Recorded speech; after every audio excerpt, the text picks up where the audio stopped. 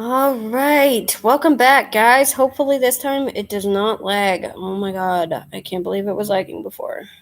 Hang on 1 second.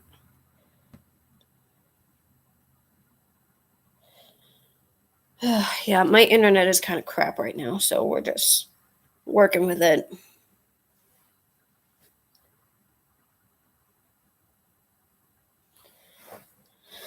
Alright, so here we are back talking about Pokemon. If you didn't catch my previous live stream, we were talking about how Pokemon got started. If you know more information about all that, I'm pretty sure Junichi, I can't talk.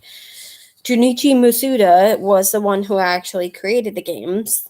Originally, they were called Capsule Monsters, but because of the Ultraman series and the Capsule Kaiju, they decided to change it to Pocket Monsters, or Pokemon for short. So here we are back at the what the heck? Okay, whatever. All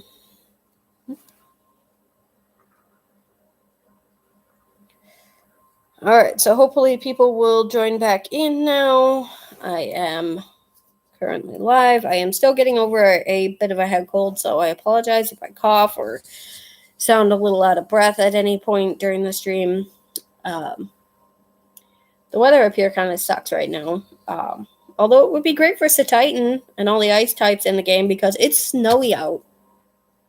Yeah, there's snow outside. You want to see? You want to see all the crap I deal with? What did I do? Yeah, that's what I'm dealing with right now. Yep. Terrible, isn't it? I don't like the snow. It's terrible to drive in. It makes the roads really slippery. If you live in an area without snow, consider yourself very lucky. Alright. So here we are, back in our live stream, and hopefully now my phone will actually charge. My mom, I believe she is watching. She will not be in the chat. She is chatting with me personally in my personal messages because she is rather cautious about her privacy on YouTube. If you don't watch her videos, go check out her channel, Chloe Got LB40. She has a lot of what she calls adventures with Chloe, where she goes to just like a bunch of random places. She's got trips down memory lane where she talks about where she's lived in the past, where she went to school, all that kind of stuff. But today we are talking about the Paldea region. In my previous video, just a few minutes ago, we were talking about Palmy and some of the early route Pokemon that you can find in the Paldea region. I was watching the channel HTV. He is currently live right now, shiny hunting in Pokemon Violet. I am getting both games tomorrow when they release. What? Okay. So my mom's going to keep me informed about the lag, apparently, which is good. Thank you, Mom. Apparently you are currently the only one watching. Hopefully you stay all day. If you have to leave at any point, I know you're going to get some food later, so that's fine.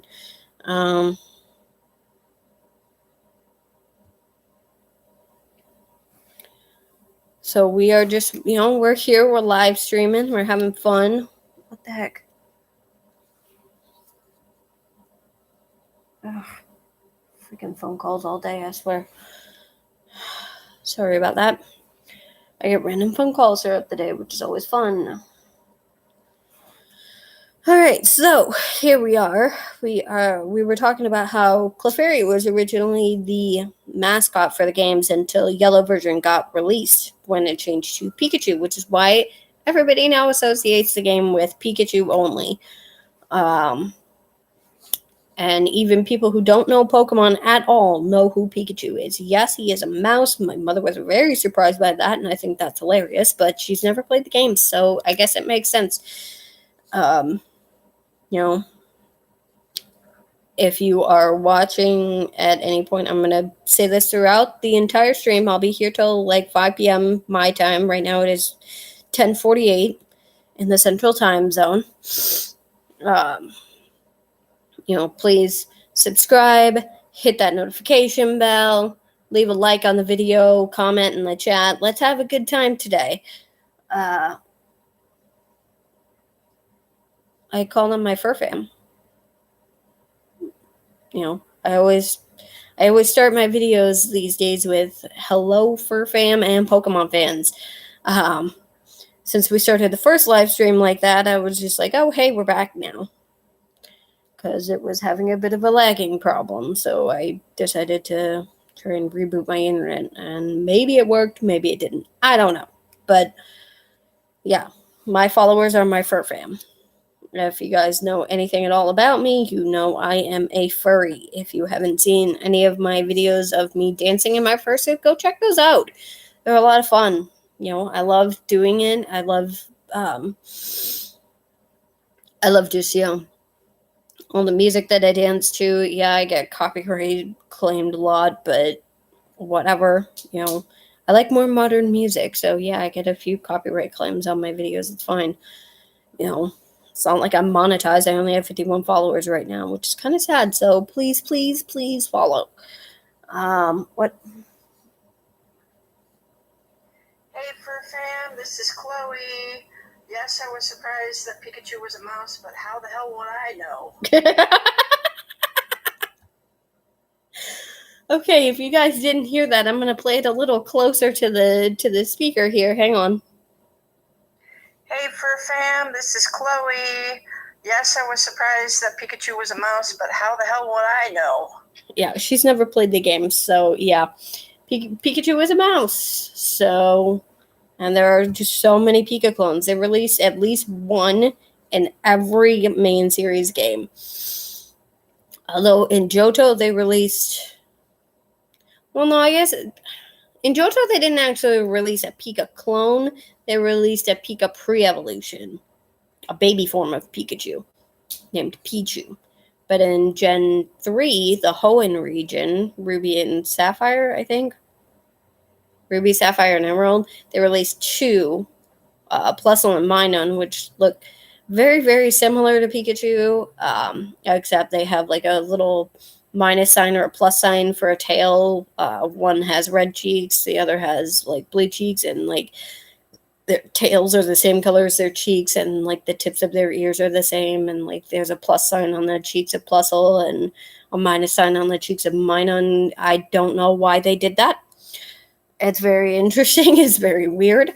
Gen 4 was Pachirisu, which was the little squirrel guy. Gen 5 was Gen 5 Dedenne? No, Dedenne was the fairy type, so that was Gen 6. Emolga, maybe? Gen 5 was Emolga, I think, which is like a flying squirrel. I don't know why they decided to go with squirrels 2 generations in a row. Dedenne was the little fairy type mouse looking thing. That one actually looks more like a mouse than Pikachu does. And then Gen 7 was Mimikyu, which is actually a fairy ghost type. Almost every Pika clone has been either pure electric or electric fairy or electric flying or just like any kind of like electric with a combination sometimes. Gen 8 was... God, what was in Sword and Shield? I forgot already. How could I forget? We just played these games. I forget what the Gen 8 one was, but yeah, Gen 9 is Palmy, and I'm nicknaming my Dusky after my mom's. Crap, hang on.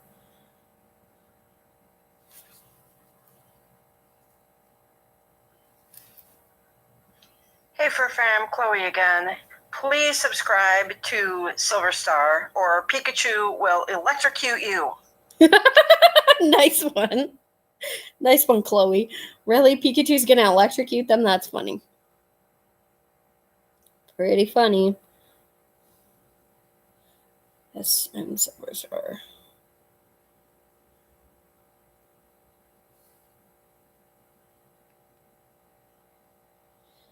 Okay. The computer didn't want to send a link.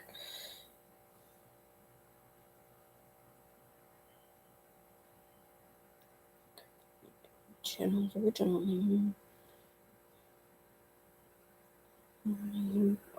was...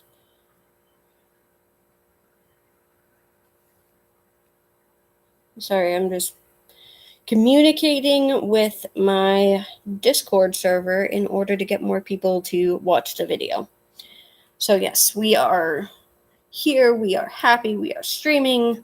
Hopefully more people join in a little bit. So yeah, people get confused because I actually changed my channel name from Star Shadow Silent Paw to Silver Star. But there are so many people out there with the channel name Silver Star that I decided to just give out my original channel name, which apparently you can still find me under. So, okay. Yay! And I have a new subscriber. Thank you, Beta King Lycanroc. Alright. Very, very happy to have a new subscriber. Now I have 52.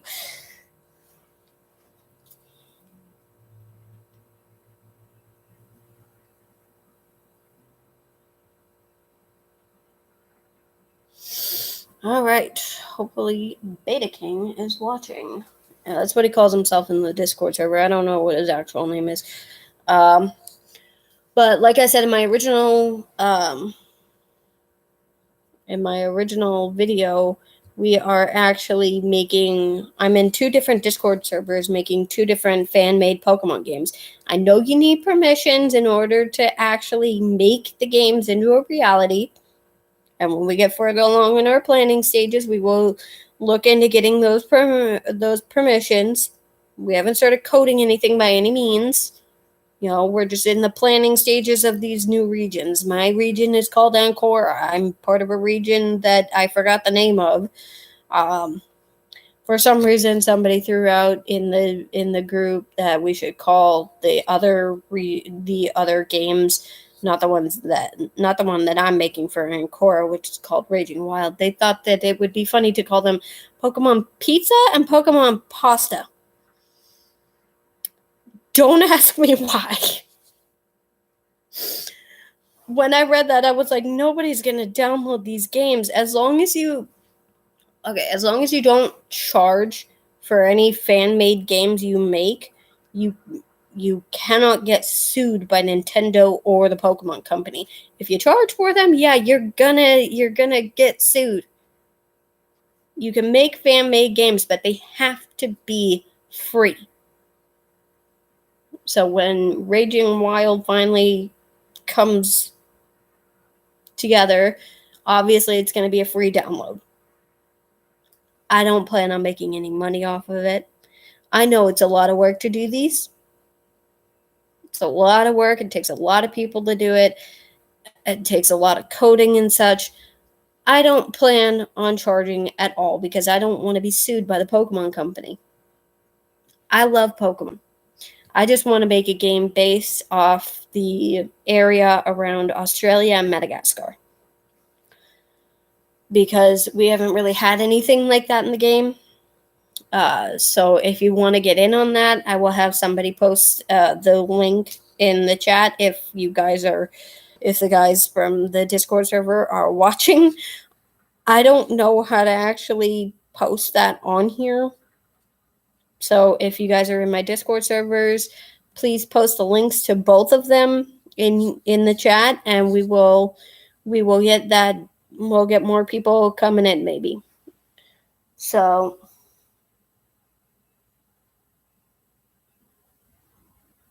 what, Mom? Oh, were you commenting on Pokemon Pizza and Pokemon Pasta? Yeah, I think it's hilarious too. I don't know why one of the people in that chat decided that, oh, we should call it this. Why? I don't know. That's pretty funny though. Like, is anybody actually gonna download a game named after a food? I doubt it.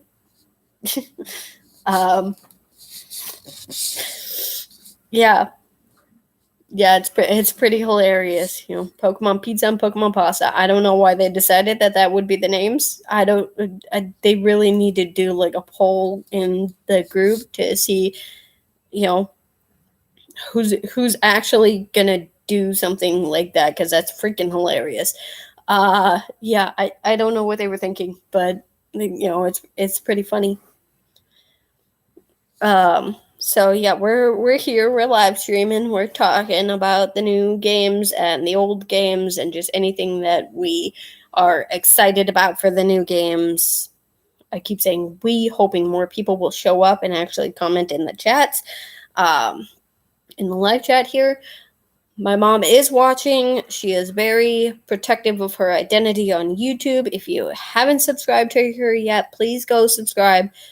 Chloe got LB40. She does a lot of very interesting videos in and around the Twin Cities area, which is where we live. I'm not going to tell you exactly where, because, got to be safety first, Safety first is always very important. We live in the Twin Cities. Not going to tell you where, but uh, yeah, so that's where that's at. So yeah, I know you can get Growlithe in the new games. I don't know exactly when. I don't believe it's on the early routes. It might be on like just past the first main city where you go and get all the stuff from all the three main stories from the academy that you're enrolled at in the games, which I think it's interesting that they decided to do you as a student doing like an independent study called the treasure hunt in this region. All the protagonists in all the main series games have always been 10 years old, so it makes sense that they're actually going to school now. It didn't make sense that they weren't doing that in the first few games, but in the first like 8 generations. Technically in gen like the tail end of Gen 8, when they did the spin-off game Legends Arceus, you were more like 15 or so. So it made a little more sense that you were actually an older protagonist, because as the series matures, so do the people who play it. If you grew up on this game and you're still a hardcore lifelong fan like me, we can be friends on Switch or on Facebook or here, or on Discord. I have a Twitter account that I very rarely use. I'm on Instagram, and I haven't actually checked my Instagram in like 2 years. But hi, Dragon City View. Are you Beta King Lycanroc? I don't know which one you are, but welcome to the stream. Thank you for joining. Yeah, we're talking all about Pokemon today. My mom will be chatting with us via my personal chats on my phone, because she likes to keep her identity a secret on YouTube. But she will be chatting with us. So here we are talking about the new games. So I'm going with Fuecoco for my starter. I know my fur brother Dylan is also going with Fuecoco. Most of the people I know are actually going with Fuecoco. Who are you choosing when you get the new games, Dragon City? Let me know in the comments. Are you going with with Fuecoco? Are you going to do Sprigachito, the cute little kitty cat? Are you going to do the duck, whose name is Quaxley, which I think is hilarious? Let me know. Let me know in the comments, in the chat here. So we're just, we're talking through what we can find early game. Apparently you can get Fido pretty much right away, which I find so cute. My mom calls it the Princess Leia dog because of its little bun-like ears. Yeah, it's pretty hilarious. We will quack you. Yeah. If you guys haven't seen Mighty Ducks, when I told my mom that the water type starter was going to be named Quaxley, she immediately just did like a double take, and it was kind of funny. She's like, "Yeah, we will quack you." It's a whole thing with Nice one, Mom. Oh, hey, there's a third person here. Yay, who is it? I am going with the grass type starter. Okay, so you're going to go with Sprigatito. See, I thought Sprigatito was not going to get a lot of love, so I wanted to go with Sprigatito at first, but then my friend Aaron decided that he wanted to go with Sprigatito too, so I was like, okay, I'll go back to Team Poikoko here. None of the people that I know personally are choosing Quaxley, and I just feel so bad for that poor little duck, but, I always go for the fire type starter. Fire's my thing. I don't know why, because I'm a Pisces, I'm a water sign, it doesn't make any sense, but fire's my thing. Just because, my first starter ever, because my first game was Pokemon Yellow, so I didn't really have a choice in starter. I was given Pikachu as my first Pokemon ever. So obviously I had an electric type starter, but after that, when I played through like the Johto games and thereafter, Charmander, Cyndaquil, Tepig, Scorbunny. I'm saying them all out of order, but it's fine. Chimchar for Gen 5. Or no, Chimchar was Gen 4.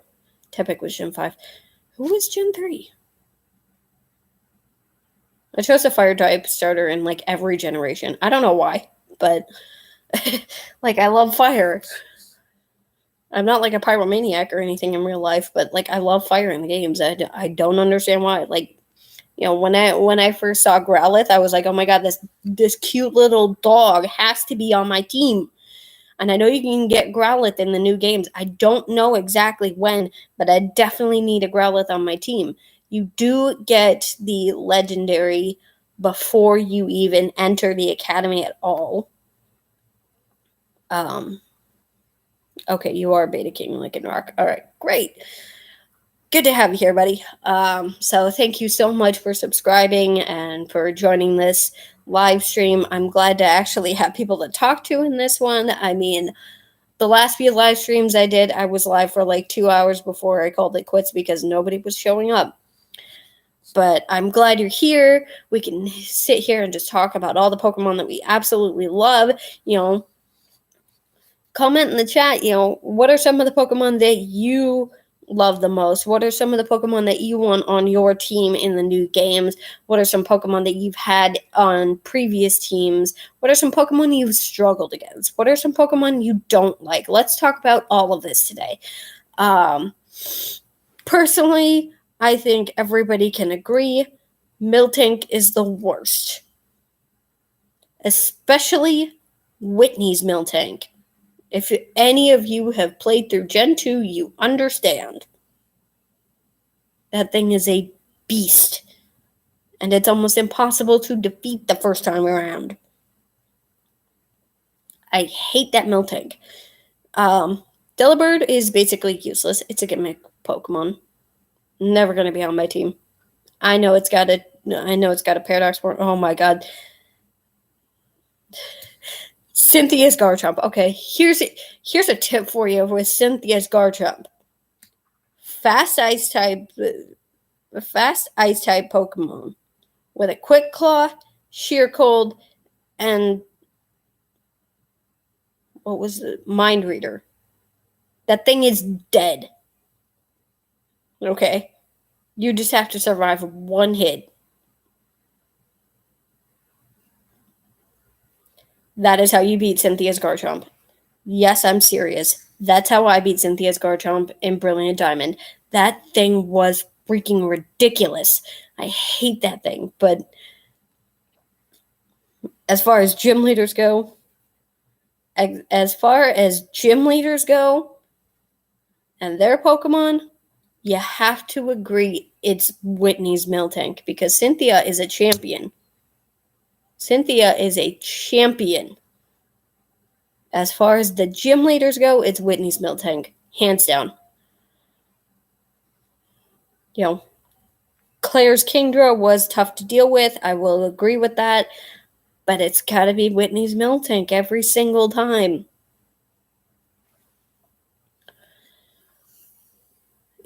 as far as the gym leaders go. For the champions, absolutely Cynthia's Garchomp. Yes. Yes, we would all love to eat Miltank. It's a cow. So, there you go. Steak. Miltank steak every day. There are several Pokemon we would eat. And canonically in the games, the people do eat Pokemon because where are you getting your meat if you're not getting it from the Pokemon? There are no actual animals in these games. They're all Pokemon. So you eat the Pokemon.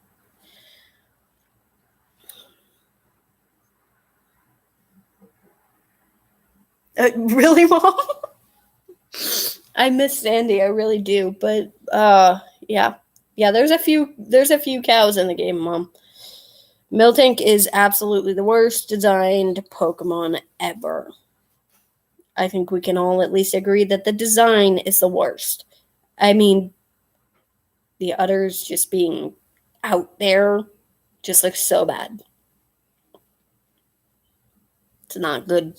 Not a good design. We're not going to talk about it. Yes. Yeah, so Tauros in this game getting some love. I've seen its regional form. The Paldean Tauros is black, which I think is amazing. I don't know if it's dark type. It would kind of make a little bit of sense to make it dark type as opposed to normal type because regional variants always get a different typing than their original forms. So Tauros is a bull, so kind of a cow, male cow. Although Tauros, I believe, can also be female, which makes no sense, but Jingle Moo? Jingle Moo. Really, Mom? Okay. Yeah, there are so many Pokemon we would love to eat. Like some of the fish Pokemon. Let's eat a Magikarp. Why not? They're in abundance in the Pokemon world. Magikarp is actually one of the more useless Pokemon. But it evolves into something really cool, so I guess we can... Wow, really? Really? Okay. Sure, we'll go with that.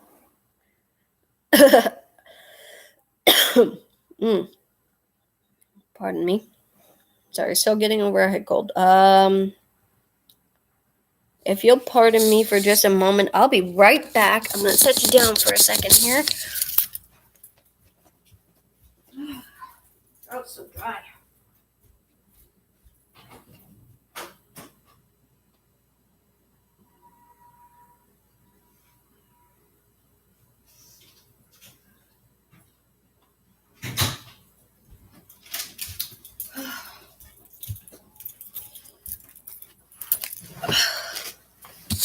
There we go.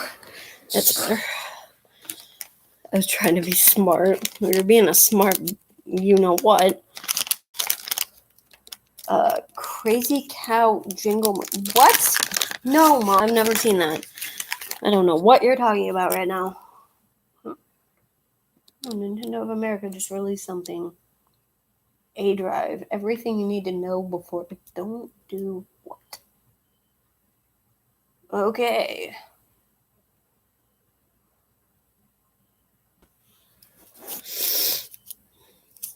Man, a lot of people live streaming today. So, I know HTV's live streaming. He's shiny hunting Palmy right now. At least when I left, he was. Because I was watching his live stream before I decided to go live. He'll be live streaming all day. So if you want to go and check out some of his stuff from time to time, that's fine.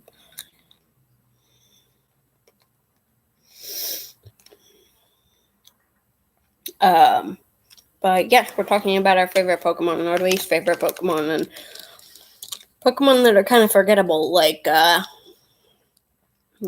when I did my Seal video, my Pokemon video on the Pokemon Seal, I was surprised that it climbed to the top of the most viewed in the Countdown to Paldea series.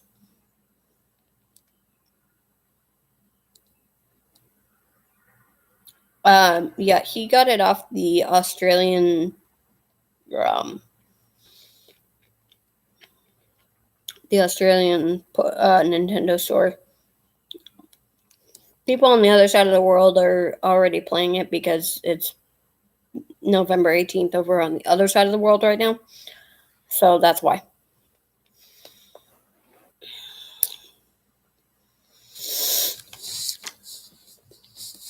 So if you get it from like the Australian eShop, then you can play it now. But if you don't get it from the Australian eShop, you need to make an Australian account in order to do that. But then if you don't have that, you just have to wait till tomorrow. But yeah, people over in like Australia and Japan and New Zealand can play it now because it's already out over there because they're so far ahead of us. But yeah, it will be releasing here at midnight Central Time. That's like 13 hours from now, a little less.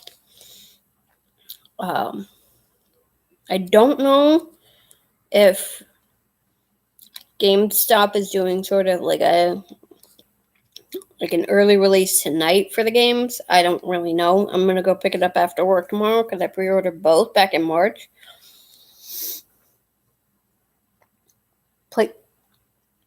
No, I'm not playing Jingle Moo for the viewers, really. Okay, I'll take a poll.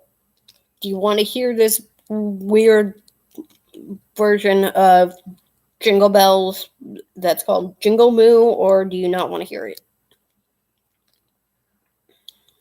Leave a comment in the chat, and if you want to hear it, then I'll play it. I don't know if that'll get copyright strike, though. I don't know if that's in the public domain. I might not have access to. Hell no, I don't want anything.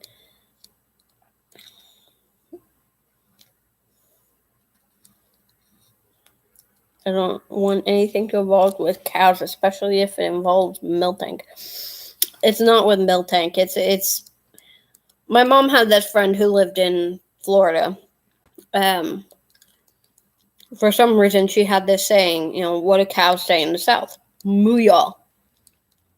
Like real cows.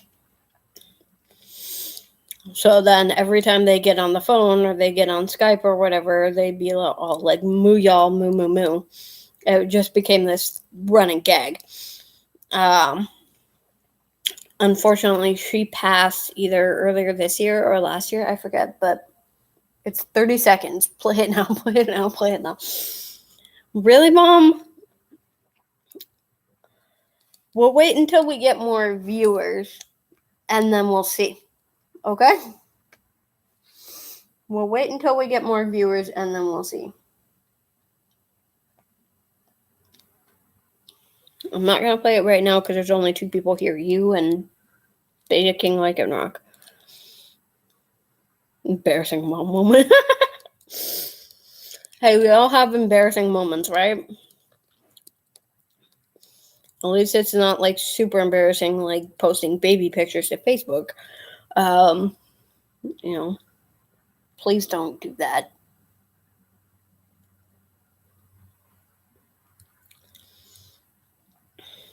So yeah, we're just what?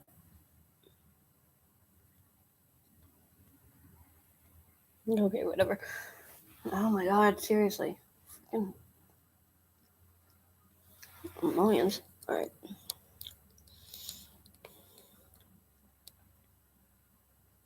Oh, okay. Everybody has embarrassing moments, whether it's with a parent or just some flub that they do. Something that they do that's kind of embarrassing. It happens.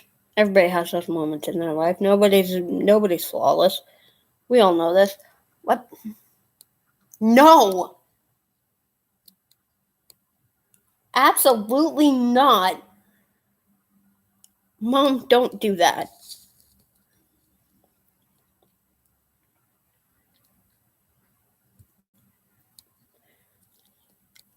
Oh my god. Wow. But yeah. So. Oh, no. I'm not repeating that. I'm not repeating what you just said in the chat. Absolutely not. No. No, we're not doing that, Mom.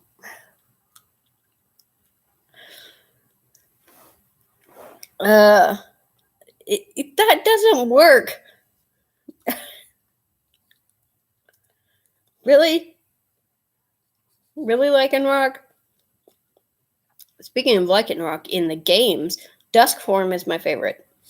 I never actually got like the own tempo thing with Rockruff, so I had to wait until my buddy traded me a shiny Dusk form Lycanroc, and it looks so cool. I have it in my Pokemon home right now. So yeah, I have shiny Dusk form Lycanroc. Hey, there's a third person here. Please say something in the chat so I know who you are. Welcome to the live stream. Yeah, my computer does not show me who showed up. So please say something in the chat and we'll give you a personal welcome once you say something. Is that you, Dylan? I don't know. But welcome to the live stream. We're just sitting here talking about Miltank for some reason. Miltank is terrible. We're moving on from that. Tauros. We were talking about Tauros. Tauros is also kind of a cow because it's a bull. Male cow. I'm dying. Apparently my mother is dying from laughter. No,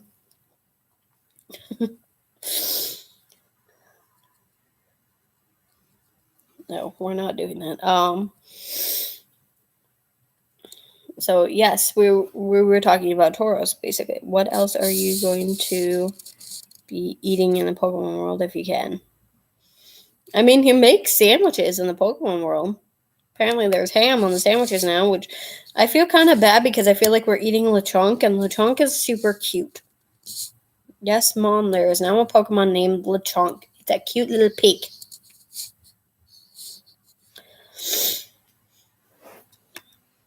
Yeah, but, if there's an overabundance of Lechonk, I guess we can do that. Some of the fish Pokemon would be good to eat. There's a lot of fish. We really don't need more water types or normal types, but, every region's got an abundance of both for some reason. I will never understand that, but whatever. I don't really like pumpkin things, so I'm probably not going to eat any of the pumpkin Pokemon. But yeah, so like some of the fish like Barraskewda and Magikarp and I don't know. So yeah. I'm not a huge fan of like lamb chops or anything, but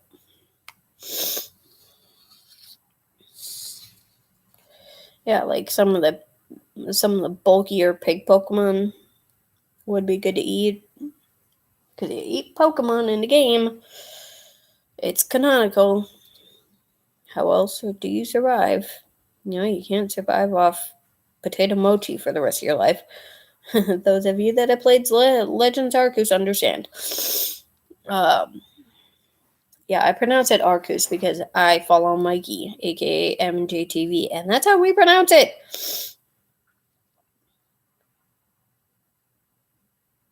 I thought it was a live chat. How do I do that?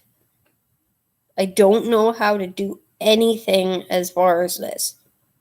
I thought this was the live chat. I am very confused. I thought this chat was the live chat, but I don't know.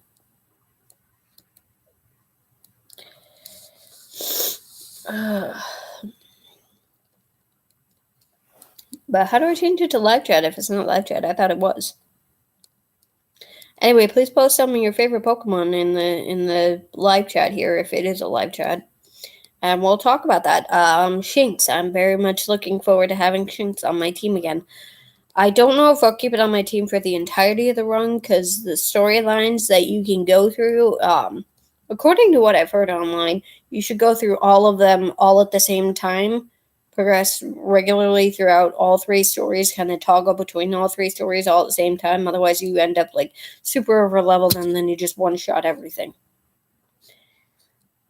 And I guess that makes for a very boring playthrough, but I don't know. I might just go through the Path of Legends and then the Gym Challenge and then just one shot the entirety of Team Star. Garchomp for life. Yeah, Garchomp is a beast of a mon. I mean, it is the pseudo legendary from Gen 4. You know, it's a great Pokemon to have on your team. It is terrible to face off against. Although if you have a fast ice-type attacker, it's 4 times weak to ice. So you can use an ice move on it. Pretty much one-shot that thing. Or do what I did to Garchomp. Go in with a level 78 Articuno with Sheer Cold, a Quick Claw, and Mind Reader. Yeah, I kind of cheated my way through the Pokemon League in Brilliant Diamond, but I mean, come on. When they all have basically perfectly competitive teams, you kind of have to.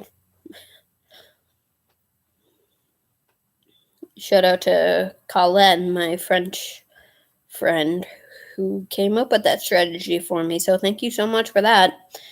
Shout out to anyone who still regularly views this channel. Give a shout out to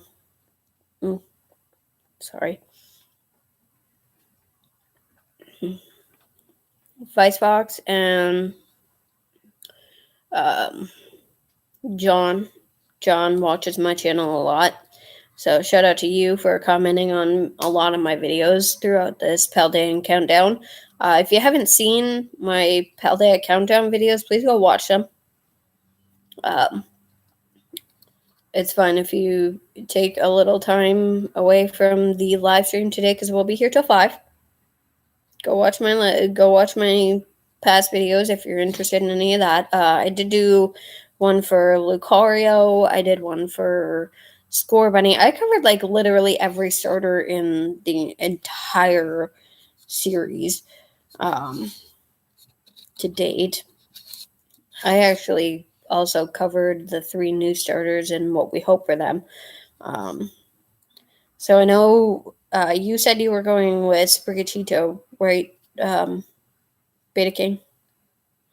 I know in its second form it actually does become bipedal, which kind of sucks, but because everybody's sick of the bipedal Pokemon, or the bipedal cats anyway.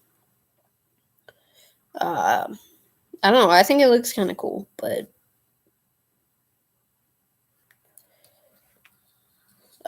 so yeah, it does become bipedal in its second stage and stays bipedal in its third stage. Everybody was like, when that leaked all over the internet, everybody was super disappointed about that. And what?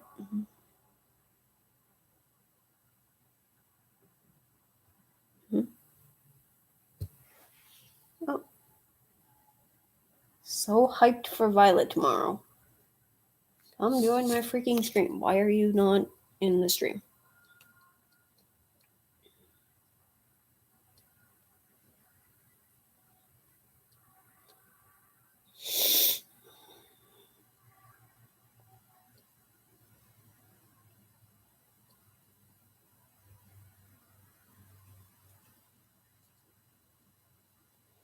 All right.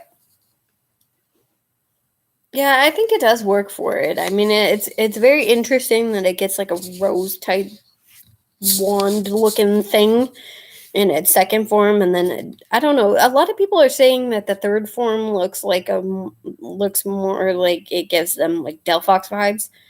I don't see it, but maybe I have to see it in game in order to actually, see that that's actually the thing. I don't know, but I don't see it whatever.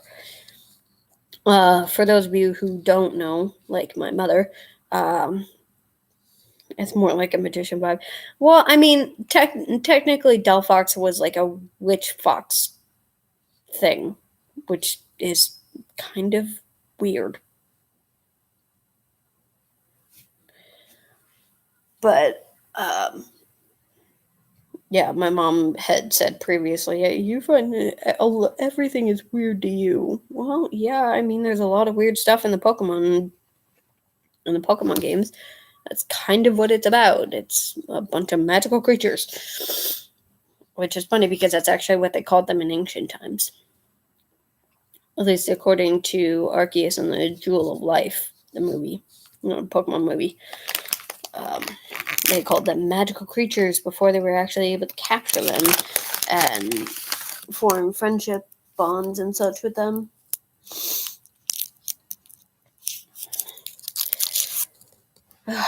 Sorry, my throat's like really dry, so gotta keep sucking on these Ludens.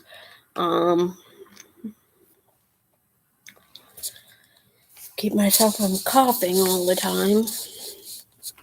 Speaking of coughing, what a terrible Pokemon! I mean, I got better when they got the Galarian wheezing in, but like seriously, pure poison type, it was basically useless. More of a gag for the anime than an actual useful Pokemon. Till, of course, they introduced fairies into the game. With fairy type, because poison and steel are the only things strong against fairy types. So, yeah, there's that.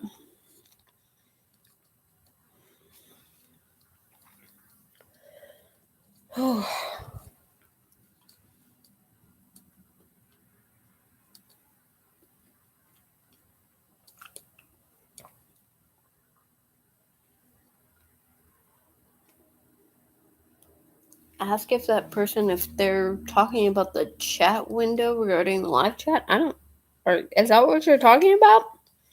The chat window? I don't know what she's talking about now. Okay. Okay, I thought, is this not live? Oh, there it goes. So, yeah, it's live chat. It's fine. Great. There you go. Now it's live chat. Okay, fix that. I don't know what happened there, but that's fine. Alright, so now that we are apparently live chat, once I do figure out how to record stuff live on my Switch, I'll do some playthrough videos. I know I think it was you that sent me the video on how to do that, but I haven't actually looked at it yet. I've just been so busy with everything else that it completely skipped my mind that you sent me that. At least I think it was you. It was either you or Dylan. I don't remember which, but yeah. So we're in live chat right now. Oh my god, man, the Discord server isn't telling you. So I have to ask this: are we actually calling the other games, not the one that we're making for Ancora? Are we actually calling them Pokemon Pizza and Pokemon Pasta, or was that just a joke? Because seriously, who's gonna download a game named Pokemon Pizza? I feel like that was just a joke.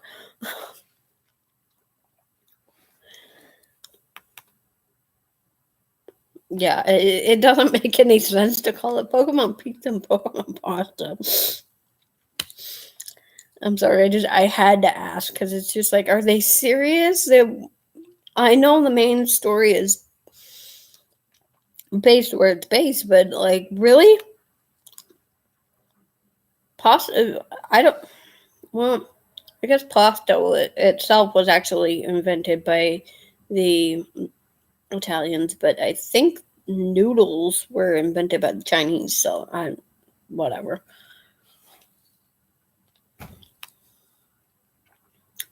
Sorry, there's snow falling off the building, so it startled me because it hit my windowsill. Okay, what? Oh, okay.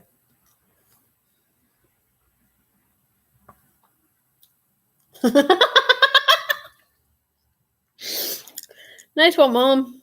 Love that joke.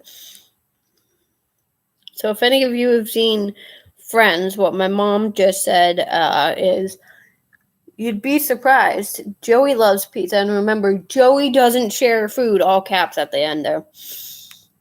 If you've seen Friends, you would understand that particular reference because Joey from Friends is very particular with his food. You know, he'll eat just about anything, but he never shares his food. Yeah, very, very hilarious there, Mom. Love it.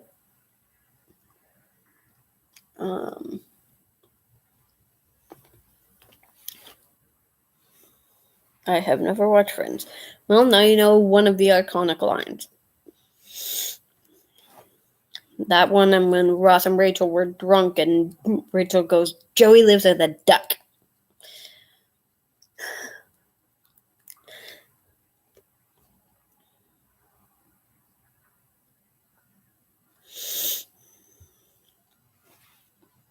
Right, Mom? I like the new Pokedex, and I hope they bring back the Growlithe, Houndour, Poochyena with their evolutions. Give me a second here. Don't think Poochyena's in the game.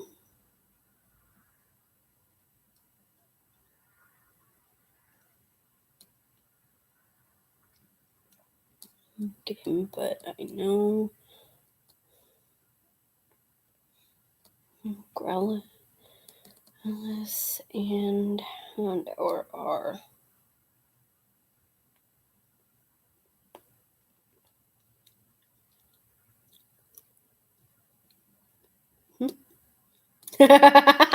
Yeah. I think I know one of the other iconic lines. Friends or another TV show where he says, "Name one police law." That's Brooklyn Nine-Nine. It looks like we have a third person here. Whoever you are, please leave a comment in the chat so I know who you are. And I can welcome you.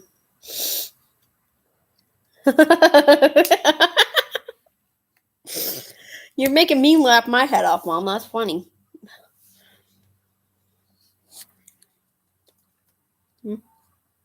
Oh, goody. CinemaSins dropped in it. Wow, making fun of Super Pets. Shame on you. Oh, what do I expect? But yeah, no, Brooklyn Nine-Nine was the one where it's like, I'm a police officer. Name one law. Don't kill people. That was on me. I set the bar too low. I've never actually seen Brooklyn Nine-Nine, but MNJTV made that reference in one of his meme reviews.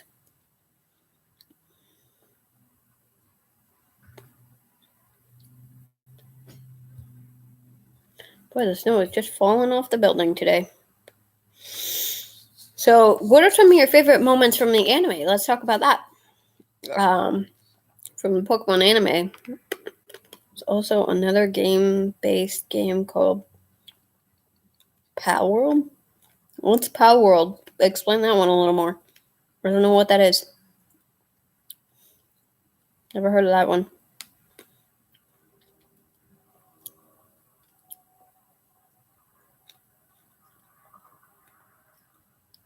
It's on Steam. It's on the computer-based game. Yeah, my computer hates Steam, so that doesn't help. For some reason, it just won't download Steam, which is stupid because I really want to be on Steam so I can get some of these good games. picture Pokemon and guns mixed together. No, absolutely not. I'm not playing that. I don't play games with guns. I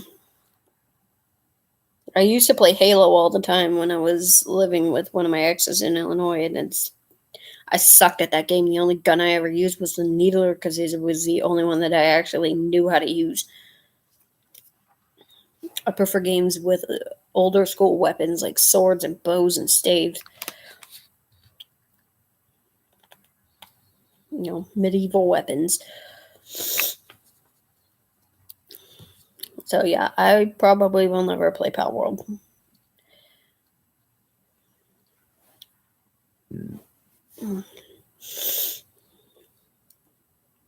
But I am definitely looking forward to actually getting into Pokemon Scarlet tomorrow. Are you playing Scarlet or Violet, Dragon City?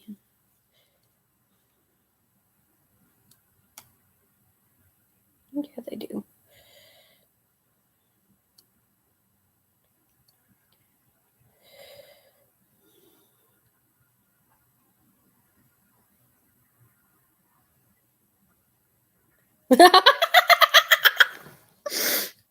I'm sorry, I gotta show this on screen real quick. This is a screen grab that my mom sent me from Friends.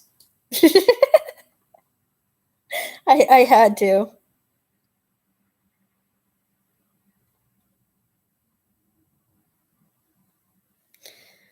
Right? That's so hilarious. Chandler is holding up the chicken. Like, Joey didn't want to hear something, so he was just closing his eyes and going, la la la la, with his fingers in his ears.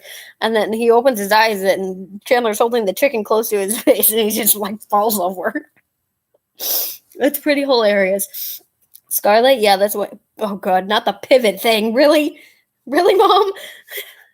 When they're trying to get the couch up the stairs. Pivot, pivot, pivot. Shut up, shut up, shut up. Yeah.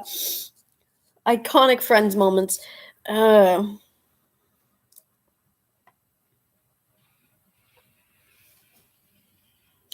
my God. I can't. Crap. Dylan, if you're watching, hang on a second.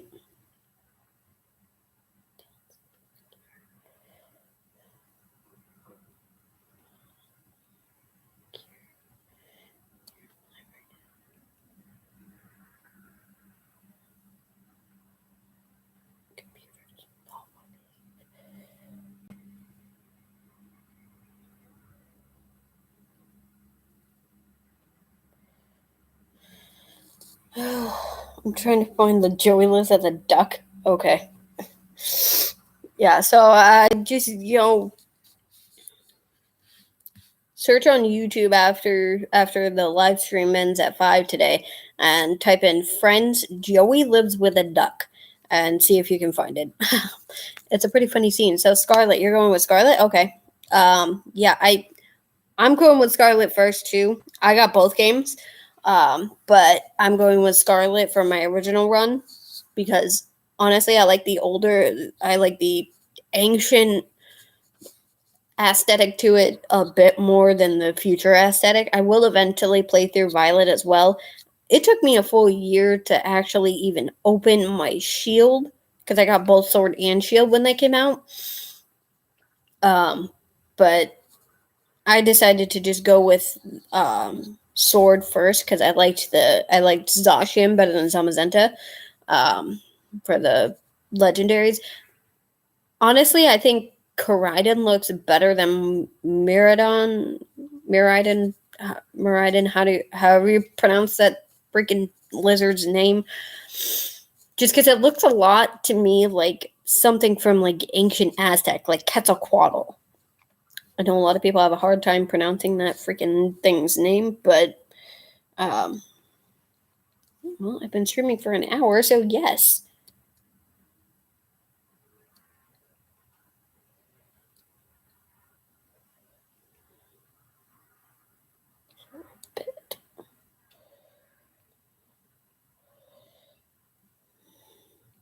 Oh my God, seriously. Holy crap.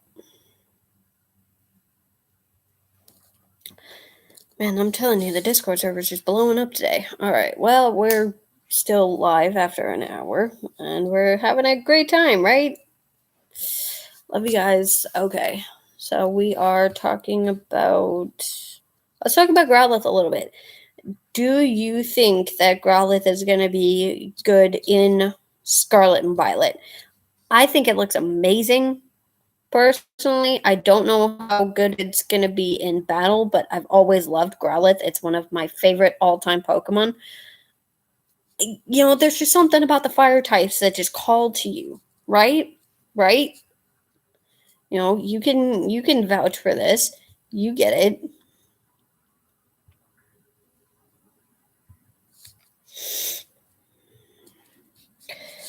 So yeah, it's a lot going on, and everything is just kind of up in the air right now. But we are working on it, and so I don't know. Should I talk about the non-Ancora game that we're all working on? The other server. I what are we even calling that region? I forgot.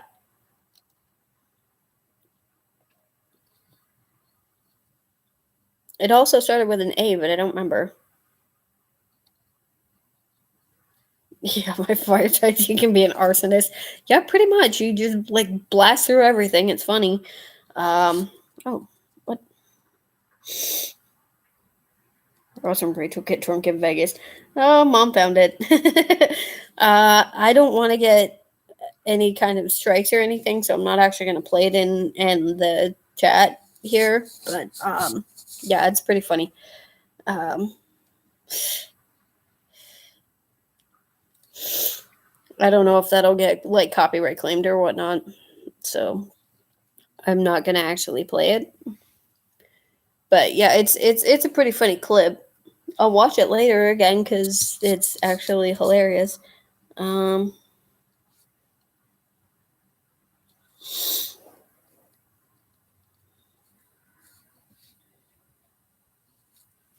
I see. Oh, we can join now.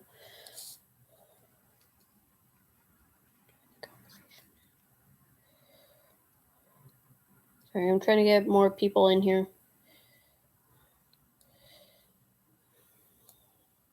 Jesus, you guys.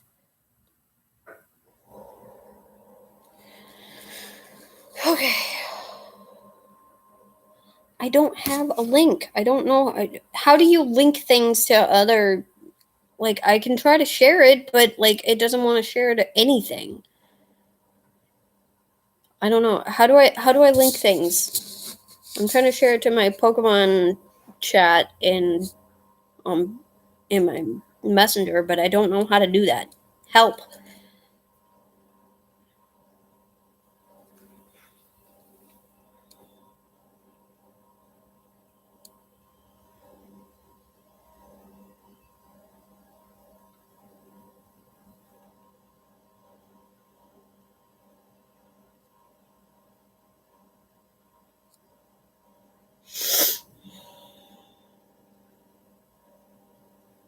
Criminy, you guys. Alright, hang on. Maybe I've got an idea. I don't know if I can link it like this, but maybe. Okay, hang on. Maybe I can do it like this. Share. Chat. Give me a second here, guys. Okay, there we go. Now I've got it up. Okay, and we'll share it to my Facebook. Come on. Post. And that way people can join. I said post, you pain in the butt. Okay. There. Now we'll get more people in here, I hope. Alrighty. Yay! Somebody else joined. Is that you, Asil? Aaron? Somebody? I don't know. But okay, so yeah, I did. Click share and click the server you wanted to be at. Yeah, I had to do it on my phone. I don't know why my computer absolutely hates everything, but I had to do it on my phone, so I did it.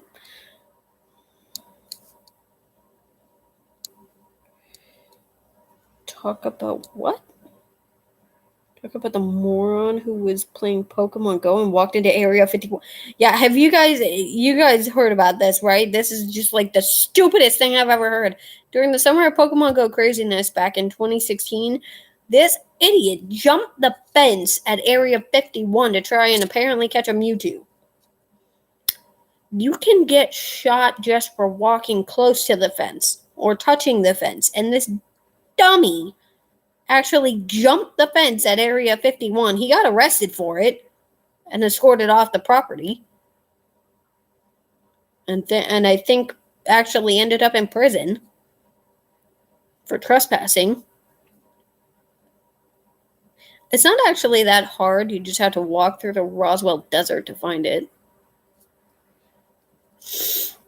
Like, it's supposed to be a secret government facility, but like if you walk far enough in the Roswell Desert, eventually you'll run into it. I don't know what he was doing out there, but like seriously, what is wrong with people?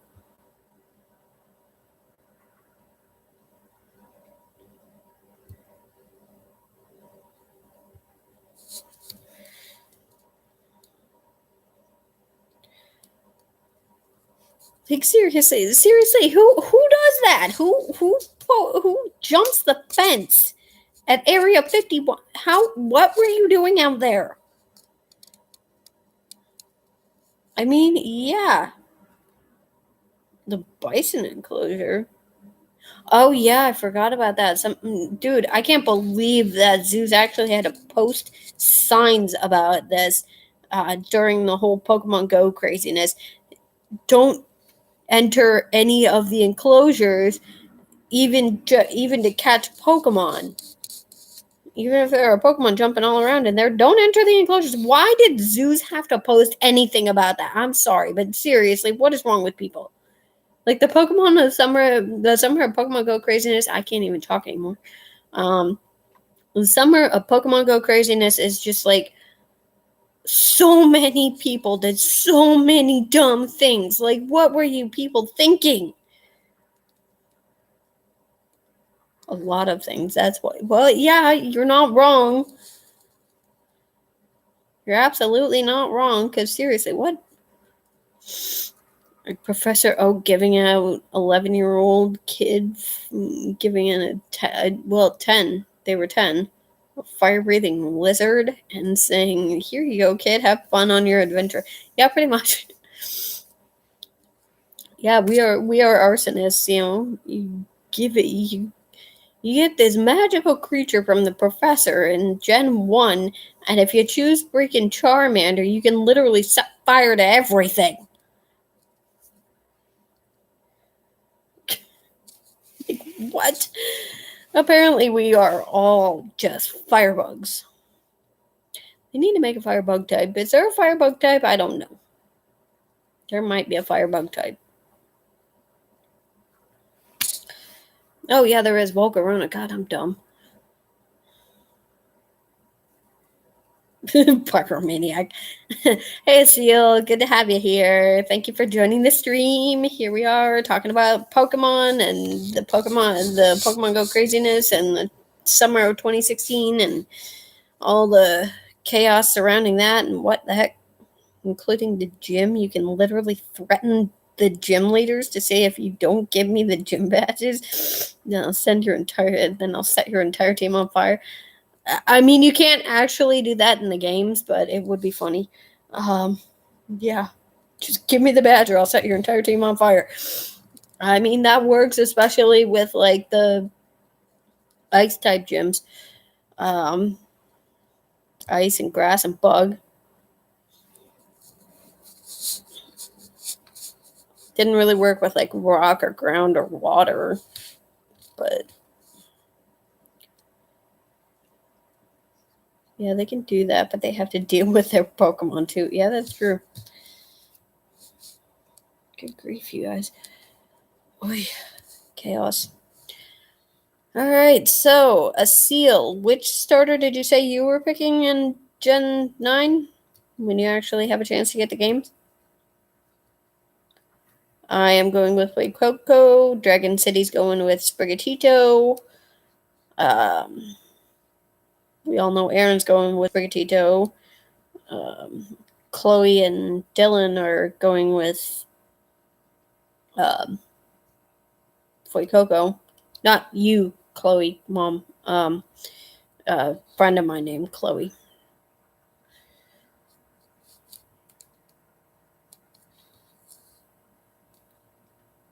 Don't forget, though, gyms of one type have plans against Pokemon that have type advantage.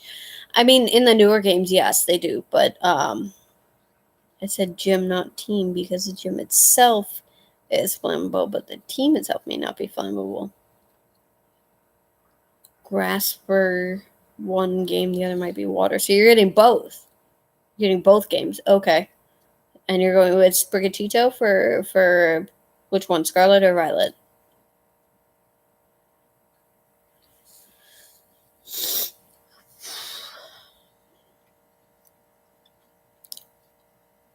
So yeah, we're sitting here, we're just, having a casual conversation here on YouTube. No idea. Okay. Well, when you figure that out, let me know.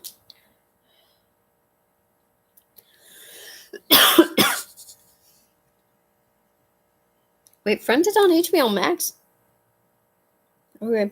Random.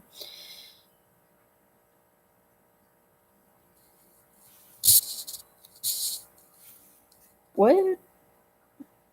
Mom, what are you talking about?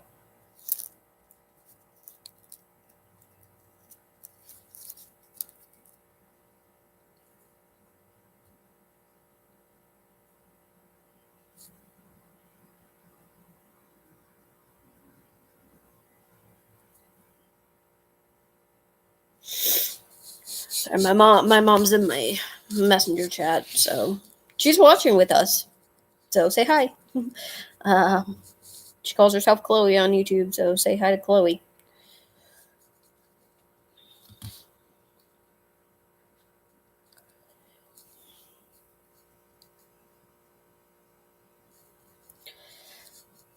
Alright, so here we are, and so yeah, when I played through Gen 2, oh, okay.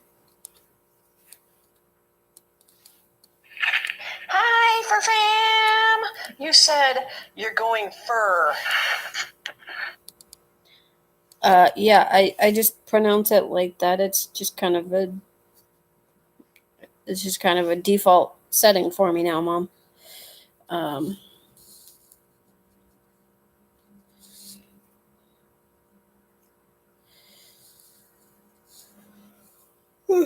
Oh, excuse me, sorry. Still a little sleepy, but we will get through this. We are just 12 hours away from actually having access to the games. I won't be getting them until after I get off work tomorrow at 5 p.m. Central Time, but I am very much looking forward to playing them when I get my grubby little hands on them. So I'll have to go to a local GameStop to get them. I heard somebody said that GameStop was like doing like a night release of them tonight. Is that true? Does anyone know? I don't know. Somebody tell me something. Grief, you guys. This is why I had this up, so I didn't have to keep looking at it.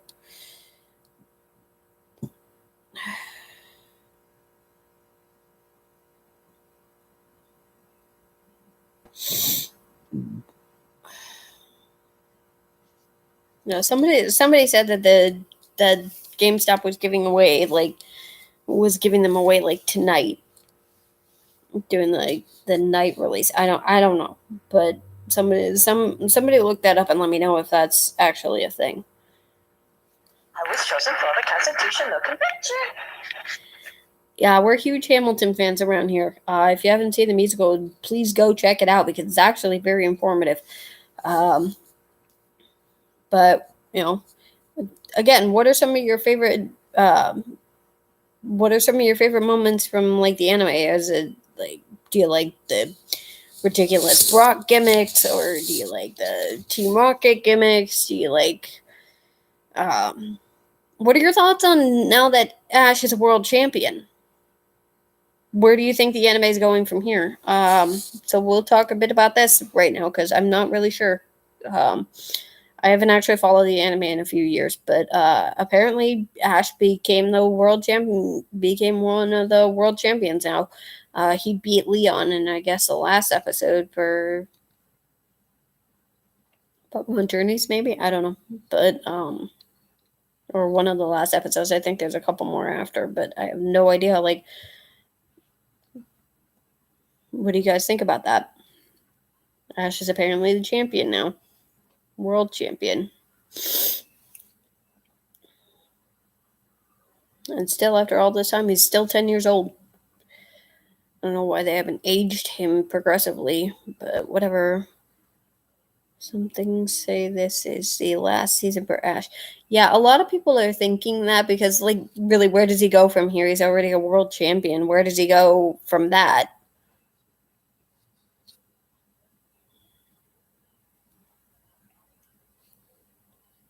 I mean, what are your thoughts on anything from the anime or anything from I like? What are some of the other Pokemon besides the starter that you want on your team? Yeah, that would be a good like arc for him to go and find his father now that he's like a world champion. A lot of people are speculating that Bruno from the original Elite Four was his father, but I have no idea.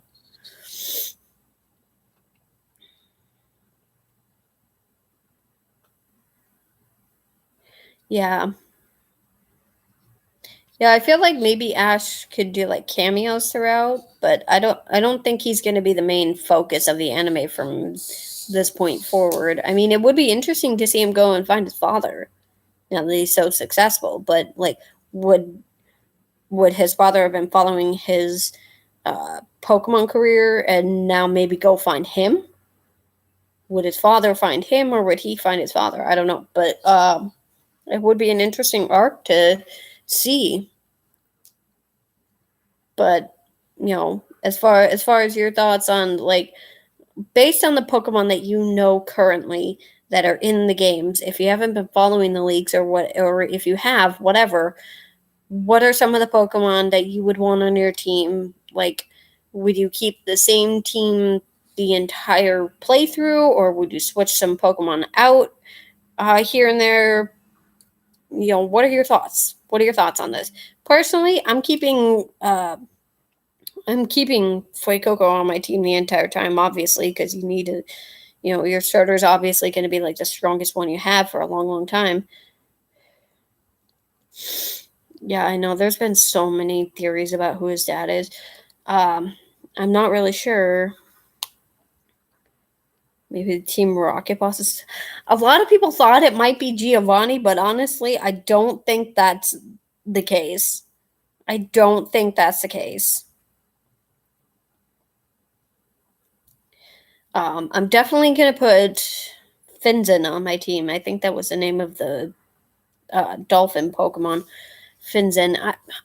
I don't know if I'm super crazy about its evolution, the way it looks. It just looks like, why would you do that? But I mean, maybe it'll be good.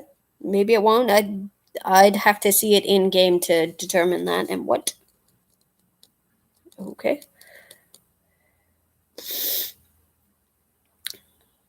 Amber Rose. What's Amber Rose? Ampharos?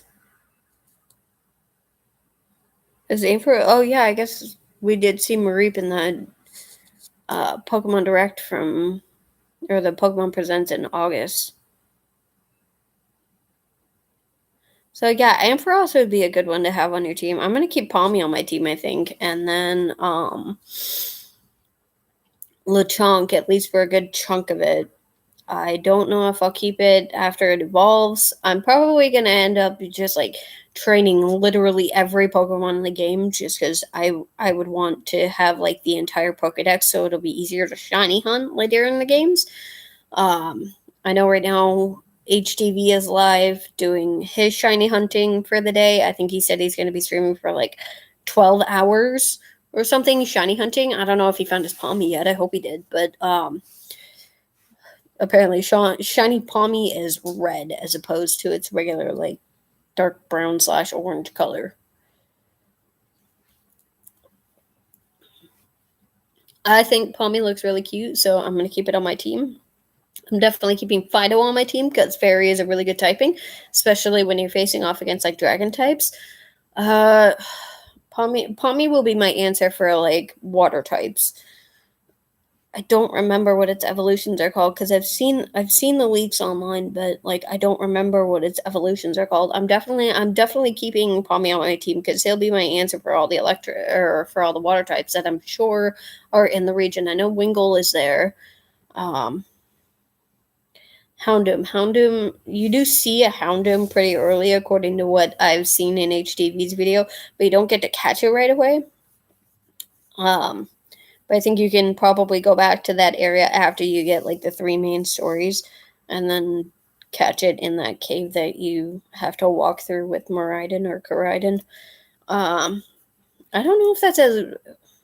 Can somebody look up if Houndoom is a version exclusive Pokemon? I don't know if that one's version exclusive or if it's in both games. Yeah, I don't know, but Houndoom is a good Pokemon to have. I mean, the Scarlet Cannon Pokemon, Armor-Rouge. Yeah, that would be a good one to have on my team too. Lucario. Lucario is a really good Pokemon. What? Pikachu is a mouse. Yes, I said so. So you said Pikachu is a mouse. Why do you keep spelling it like Pichu, Mom?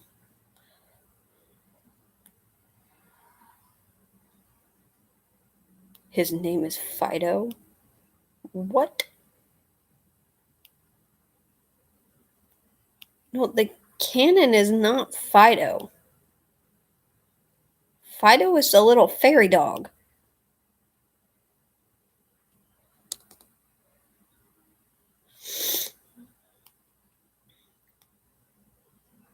What are you talking about, Dragon City?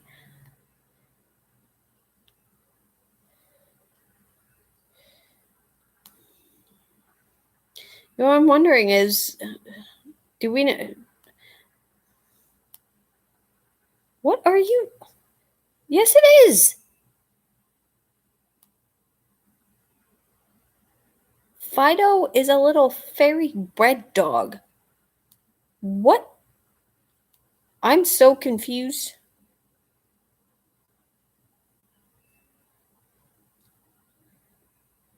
So, Pikachu versus Mickey versus Mighty versus Speedy.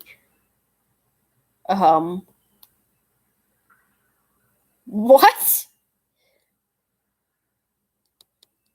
Pikachu versus Mickey Mouse versus Mighty Mouse versus Speedy Gonzalez. Who do you think would win? In terms, are we doing like terms of popularity or an actual battle? I don't know what's going on with that. What? Okay, the only one I've seen that actually has cannons on it for Scarlet is the dog Pokemon. Okay, the dog is Fido, but it's not a cannon.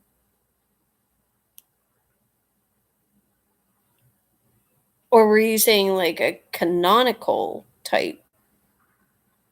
But Fido's in both games. It's not Scarlet exclusive. Now I'm really confused. Fluffy? What about Fluffy, Mom? Yes, it is. It's very cute, and I'm keeping it on my team. It looks so freaking adorable. I mean, who wouldn't want this cute little dough dog? Yes, it's made of dough. I think that's freaking hilarious.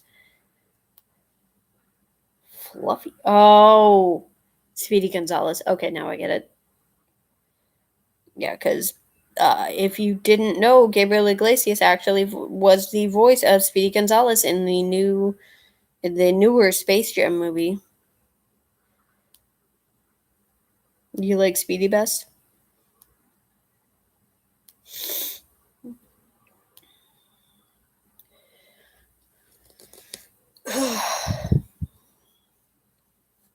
Yeah, so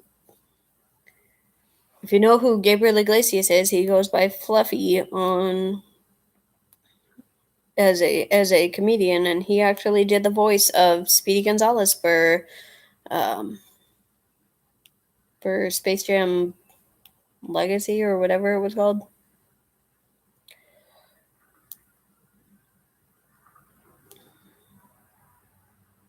The one with LeBron James. He did the voice of Speedy Gonzalez for that.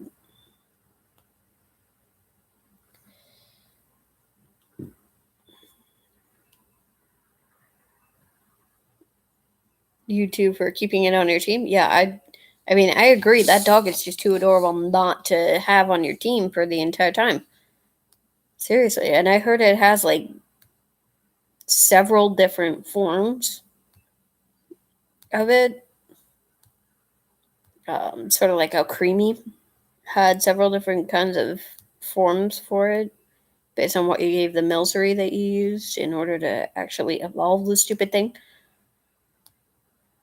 Yeah, it took me forever to figure out how to evolve milcery and now Creamy. Can we just talk about some of the dumb evolutions that they have in the games? Like seriously, you have to find a special treat to give milcery, and then you have to have it in your party, give it the treat, um,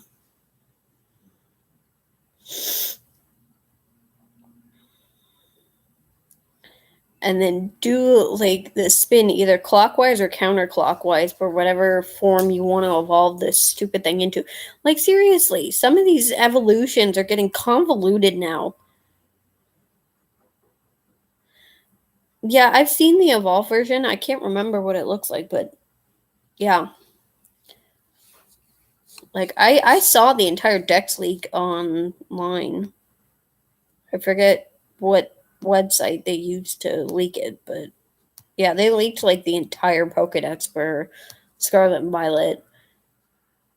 And can we just talk a minute about the what about the ghost dog Grievard? Yeah, I've already picked out Grievard's nickname depending on whether it's a boy or a girl. Gerard if it's a boy, and I think I'm gonna go with what did I say? Ginger. I think Ginger if it's a girl. I've already picked out its nickname. I'm sorry, that cute little dog is just like too adorable, and it's so sad what happened to that lady that was playing with Grievard at the end of that reveal trailer, where she just laid down and died. Yeah, I do think this one actually has the most dog Pokemon of any of the generations currently. Because it's got three different dog lines. You guys have seen the leaks for the dark dog, right? The dark dog line. But can we seriously just take a minute and talk about someone like the ancient paradox forms? Like, what did they do to Jigglypuff? That thing is honestly nightmare fuel. Like, have you seen what they did to Jigglypuff? Oh my god. Like, they gave it like a super long. Is it a tail? I don't remember, but like they gave it like a super long appendage, and then they gave it like vampire teeth. What were they doing with this thing?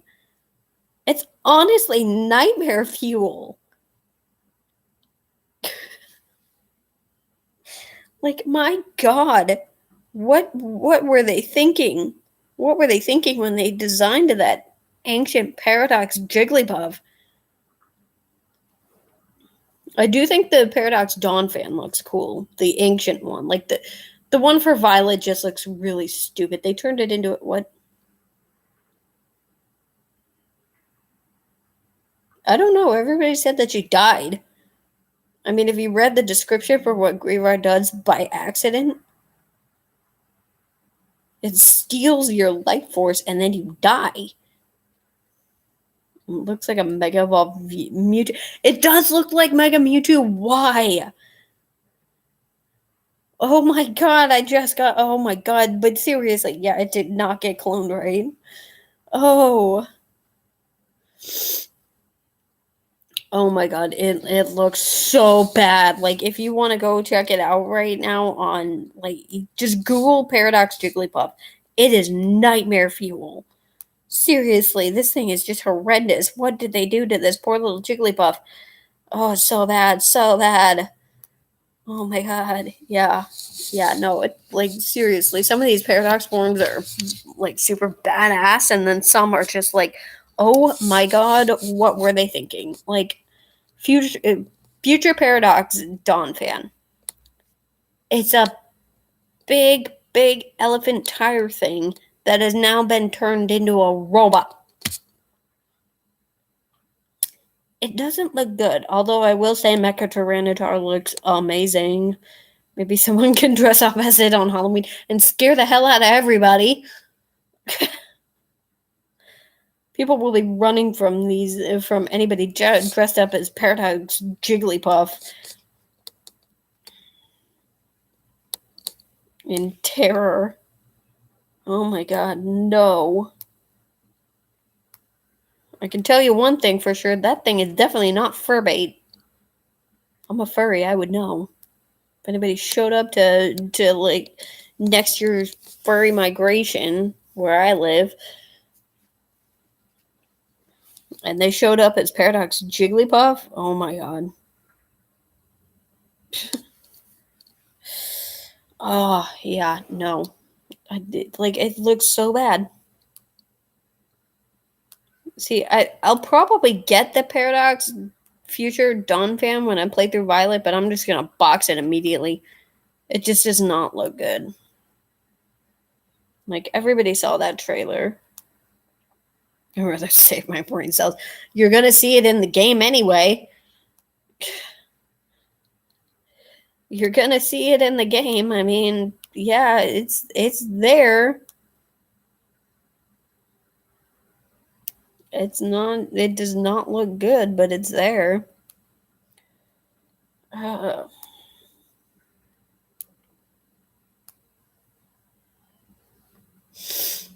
Yeah.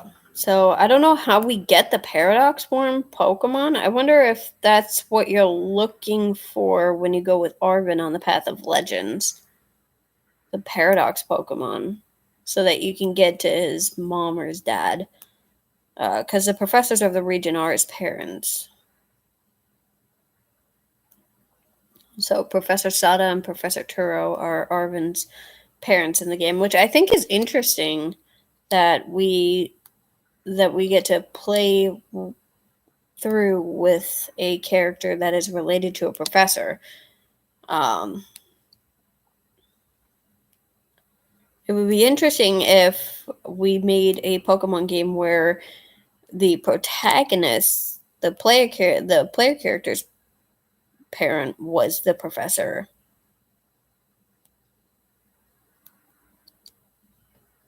Because, like, in the original run of the anime, Gary was Professor Oak's grandson, but it would be interesting if we got, like, a younger professor and they were the protagonist's parent, the player characters. Instead of, like, the rival relative. So, who related to the professor? Arvin, the upperclassman. Arvin is the son of Professor Sada and Professor Turo.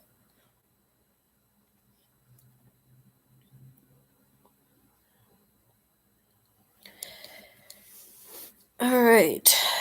Hopefully we can get more people in now that I know how to freaking share my video around. But yeah, wait, who clicked out of the video? Whatever. We're still talking here, so we're just gonna sit and chat and so yeah, according to what I saw from HTV's video, because there was a bit of story spoilers, just like the first 2 hours of the game, basically. Like the first 2 hours of the game, there's a lot of talking, and there's a lot of speculation that wonder if he's gonna be like Gary from season one. I mean, he does seem like kind of a jerk at first, but then he goes and he helps you, or you help him find what the Urba Mystica are and how it relates back to whichever parent is in whichever game you're playing. And well, I mean, I don't know if you're gonna get a lot of candy. I don't know if you're gonna get a lot of candy for that, but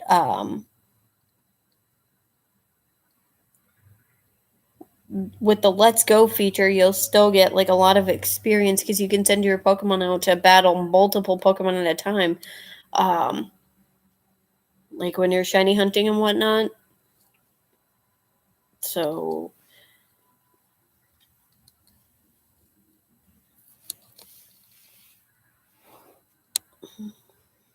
they're fake parents?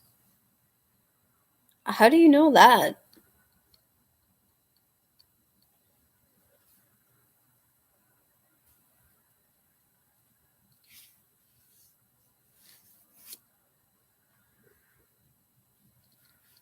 And 3 people are back. Okay. How do you know they're fake? Or are you speculating? Is this speculation? Now I'm curious. Huh. So get something to eat, Mom. I'm sure you have food in the house. I haven't eaten today either, but I'm trying to hold off as long as possible. Yeah, they do look like they were supermodels. I mean, they did legitimately call Professor, is it Professor Turo from the Future Region? I think from Violet. Is that Professor Turo? They did call him a super Chad, which I think is freaking hilarious. I have very little food till after 3. I may order Domino's. Well, then order Domino's. At least you have money to do that. But we're not talking about that today. You sound like you're talking about Harry Potter. No, we're talking about the professors of the game, Mom. One of the I guess you could call them a rival. One of the rivals is like the parent or the kid of the professor of the region, which changes from game to game.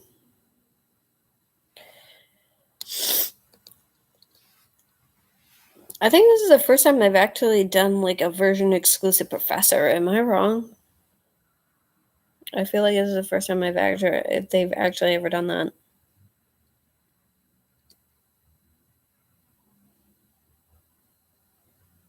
Come on.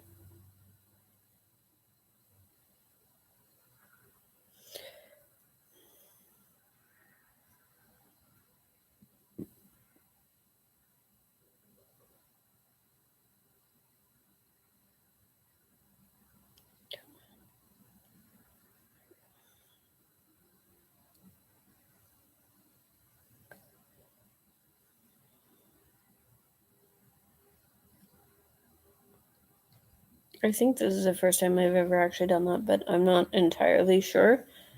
Yeah, okay, it is the first time. Like they've had the same professor in every single region, but I think it changes. Yeah, not scheduled. Sorry, give me a second. I gotta take care of a little financial business.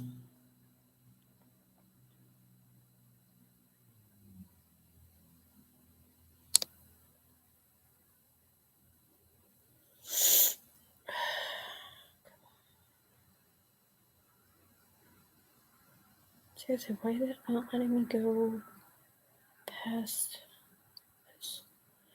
I freaking hate this.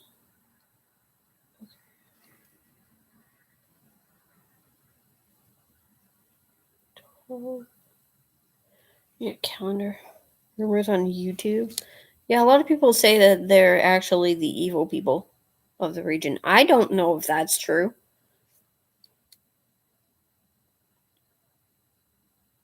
Hey guys, what's the first Friday in December? Because they're not really parents if one is from the future and the other one is from the past. Well, I don't know if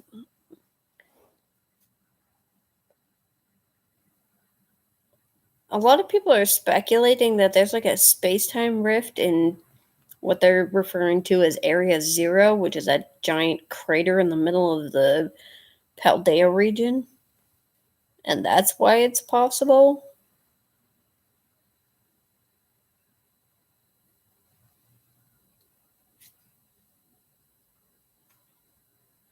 Okay, there we go. Never mind, I got it. Alright, so we'll set that for. That's fine. Next.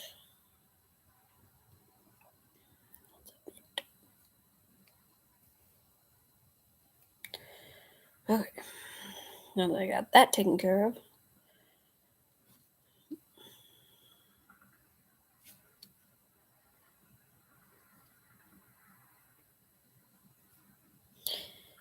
I should see if I actually have any money in my account to order some food because I'm hungry.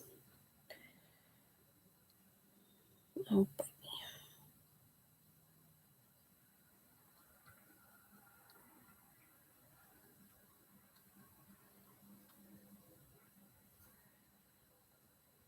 I mean, it's very possible that there is a space-time rift in that crater.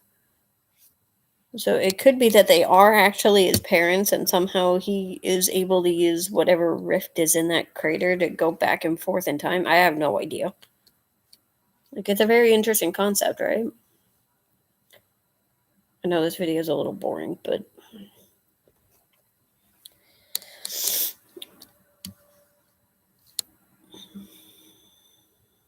nope, still only have $1. So I'm thinking about launching a merch store. I don't know if that would be something you guys would be interested in, like merch specific to my personas at first, and then maybe do a little bit for like some Pokemon stuff, like the fan made Fakemon regions that we're making. I don't know. You guys let me know if that's something that you think that I should do. Because I know a lot of YouTubers have like their own merch stores.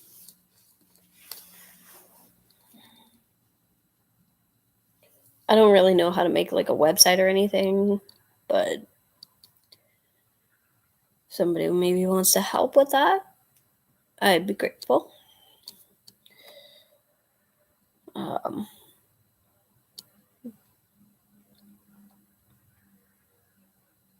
you know, just something to think about. They do legitimately look like they were supermodels though. Like, is that, I don't know. I don't know, but like, I mean, the technology in the Pokemon world, if we can talk about this for a minute, the technology in the Pokemon world, even in like the ancient times, is like way more advanced than anything we've ever had in our world. Um, so it's something to think about, I think. But I know I'm just kind of playing with my hair, and my background is like completely uninteresting, but um, you know, not much I can do about that. Sorry.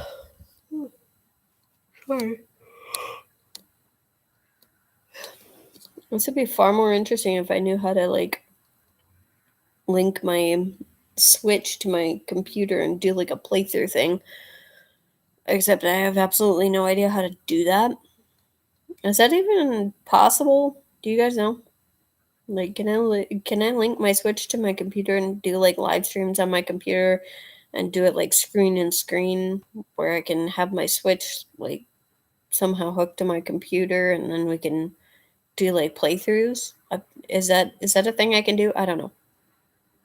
because that would be something that I would be interested in doing eventually when I can get like a setup for it. I don't know if it's possible with this computer, but like, is it possible with a computer?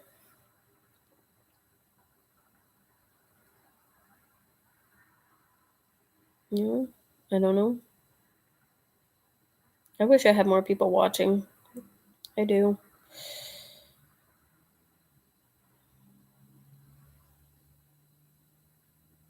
Well, the video is interesting, or the topic we're discussing is interesting.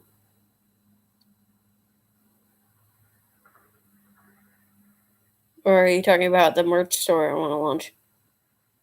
If you know how to help with that, please God, do it. Thinking about calling it Silver Star Studios. I don't know.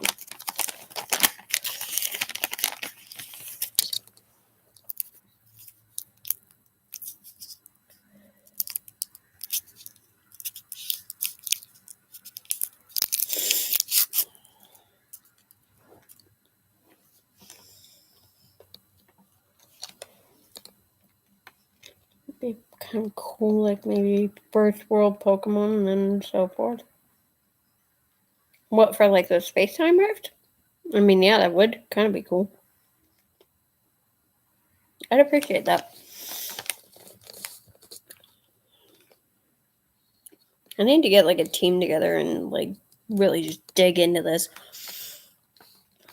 do more research on stuff like that. But I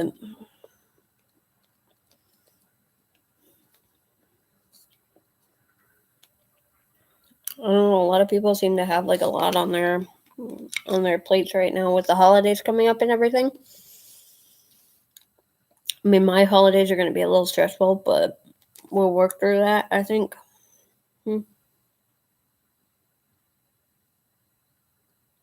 Go get my Pokemon plushies. Okay, that's going to take me a couple minutes. You guys chat while I'm going to grab my plushies, and I'll show you all my Pokemon plushies.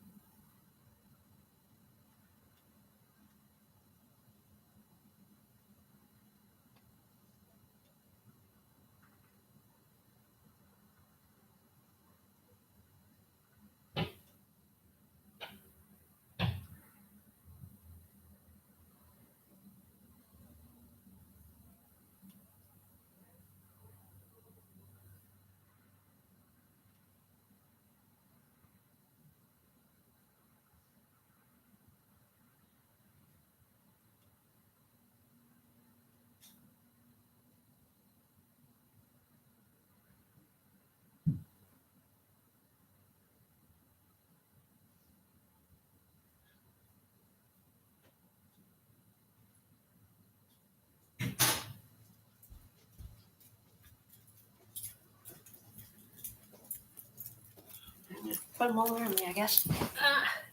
Here we go. So I've got quite a few Pokemon plushies, as you can see. Yeah. Oh, hang on. There we go. Come on, Bulbasaur. How are we going to do this? We'll figure it out.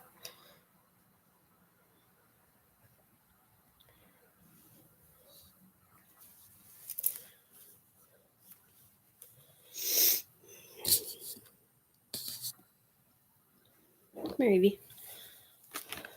Yep. I have a Build-A-Bear Eevee. Growlithe can go here. There, now we're more interesting. Hey, who's the fourth person that showed up? Say hi in the chat so I know who you are. Yeah, Pikachu is just so...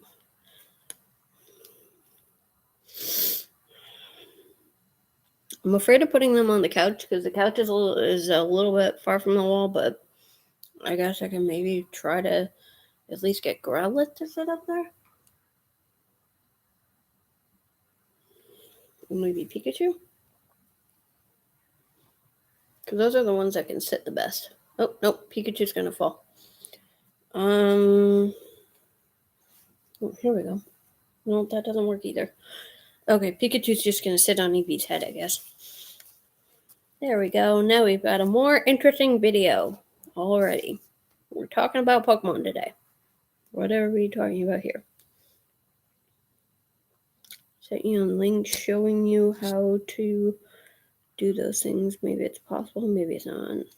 Both. What, the merch store and linking my computer? Okay.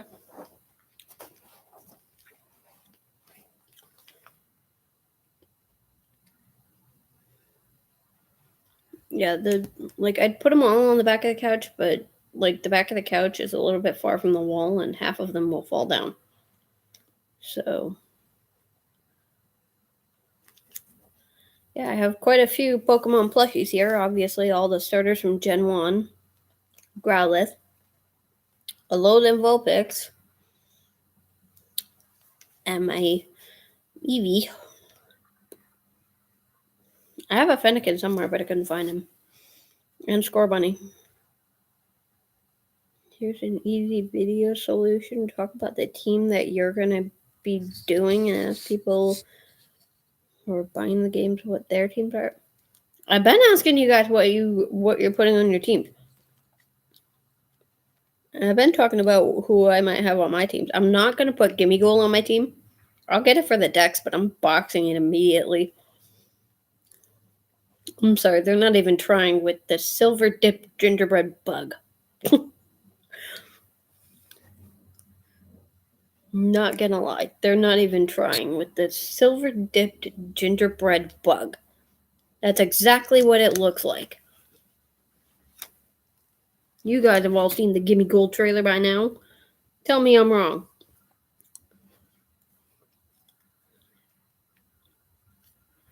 It might be good defensively. Actually, it's not even really that, because it's terrible. It's a terrible typing. It might have good defensive stats, but one stab move from another ghost type and that thing is dead.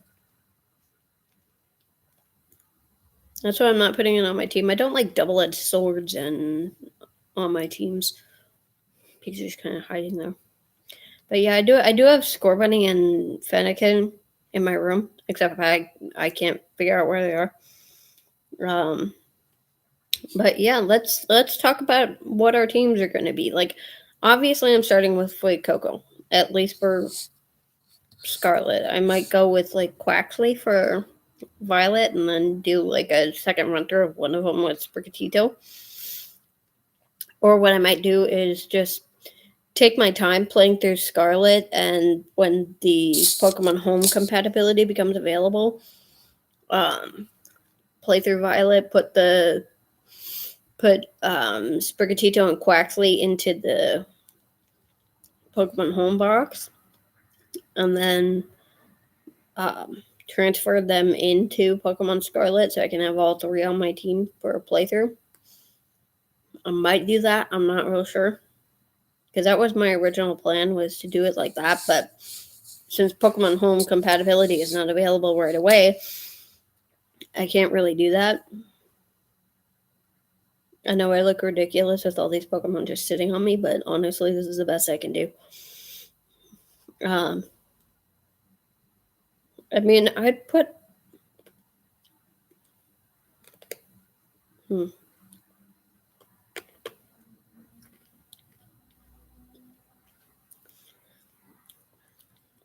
I know you... Okay, here's a question for all of you. Those of you still watching who are actually going to play the games. Are you wanted to buy bootlegged Pokemon plushies? Why would you do that? Okay, so for the Charizard event, I'm pretty sure I'm friends with at least one of you on Switch. Are you going to join me in the Charizard raid dens? It's a 7-star raid, so I'm going to need help regardless. And it's a dragon type now. It's a dragon terrestrial type. Are you going to join me in the 7-star raid dens to capture Charizard with the Dragon Terror type? If you have the Nintendo Online subscription, because I know you need Nintendo Online to actually play with other players, and I do have that. Are you going to join me in defeating and capturing Dragon Terror type Charizard? If I don't have your Switch friend code, please DM it to me, and I will add you, and we can take on this Terror Raid battle together. Is that something that you guys would be interested in? And I might be able to by that time. It'll be in like December when that event happens. I might have figured out how to stream from my Switch to my laptop, and we can do like a live stream of the Terror Raid battle. Is that something that you would be interested in seeing? That is something that I think would be a very interesting thing to watch. So there are 4 people here. I know my mom, Asil, and Lycanrock are 3 of them. Who is the 4th person that is here? Please leave a comment in the live chat here and let me know who you are so I can welcome you personally to the live stream.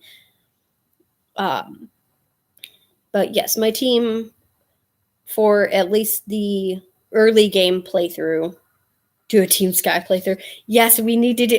Dude, somebody please post this, tag M&J TV in this. We will be your Team Sky. You are our glorious leader, Mikey. We will be Team Sky for you, and we will help you conquer the regions. Absolutely. We need to do Team Sky stuff. We will prove ourselves as your admins. We're insane, but this is like a lot of fun. I love watching M&J TV. It's so much fun. Absolutely. This is something we need to do. You know, we will help build Team Sky and conquer the skies of every region, or whatever our current goal is. I have no idea, but at first it was to expand the sky, whatever that means. But for the gags, yeah, that would be funny. Absolutely. Team Sky, if you don't know what this is, Mikey, or M&J TV, his real name is Mikey, started his own evil team in the Hoenn region originally, I believe, where he was going to be the leader of the 3rd evil team of that region and catch Rayquaza and expand the sky, whatever that means. They became a running gag, and now he is like the leader and sole member of Team Sky. Absolutely, I will. Just DM me your friend code, because I don't think I have you yet on Switch. But me and my friends decided we can be his admins and his Team Sky grunts or whatever. Yes, we have to do this. This is going to be a lot of fun. Like, Team Sky will completely take over the region. This is just going to be like the big thing. You know, Team Sky will be a reality. I mean, technically it's a Pokemon evil team, but we're not really trying to, take and actually just like harm Pokemon or people or something. We're just like taking over the skies of every region. I don't know really what the point of that is, but it's fun. Oh my god, yes, it's a very iconic thing. Saxolotl, I believe, has actually done some comics based off Team Sky, and I think it's just hilarious. Ironically, that is not the first evil team that Mikey has come up with. He came up with Team Arrow and Team Pixie Dust previously, but Team Sky has become so iconic to his channel, he actually has merch of Team Sky on his merch store. I haven't actually bought any of it yet. Eventually, maybe I will. But yeah, it's a lot of fun. I actually have bought a couple of things from him, like his regular and Hail Form Mighty plushes and a Legends Arcus shirt. Um, he's just such a great guy to watch. He's so interesting, and I wish my videos could be even half as interesting as his. I'm not kidding. Like, I could sit here and list off stats and all my favorite Pokemon all day long for like 3 days straight, and it would not get nearly as many views. It wouldn't. I know this. But, you do what you gotta do, right? I'm an outlier right now, but hopefully I never miss one of his videos. I know, right? He's such, like, especially the gags with Grunty Boy. I mean, come on. Expanded Sky. Okay. So I thought he gave up on expanding the sky, and now we're just trying to conquer the skies of every region. Because expanding the sky made no sense. I thought he gave up on that, and now we were just trying to conquer the skies of every region. I don't know, but because he did do a playthrough in, I think, was it Leaf Green for Team Sky? It was either Fire Red or Leaf Green for Team Sky. And then I think he did a one for the Hisui region, where he got travel back in time in the middle of nicknamed Skydios. Yeah, Rayquaza, Skydios the Rayquaza. Yeah. Oh yeah. I mean, his videos are just so good. It's just so iconic to his channel. Like me signing off after every video saying "Shine Bright." I said that before they said that in that one Pokemon trailer for Scarlet and Violet. I said that like a full week before they started saying it. So that is actually my branding thing. Although I do think the new gimmick of terastallizing is really, really cool. Like, they turn the Pokemon into crystals now. Imagine Eevee with an electric hat. Which we learned today looks a lot like a Thunderstone.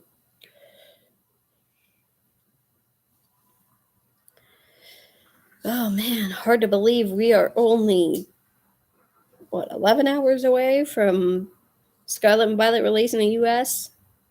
Depending on what time zone you're in. Like 8 to 11 hours, maybe. I don't know. You're correct at all those points. Yes, I am.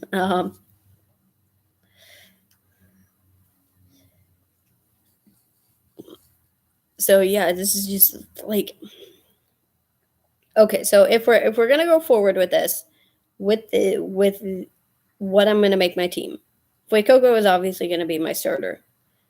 Then I'm gonna go for Fido. I'm gonna catch everything in sight, but I'm gonna box most of it.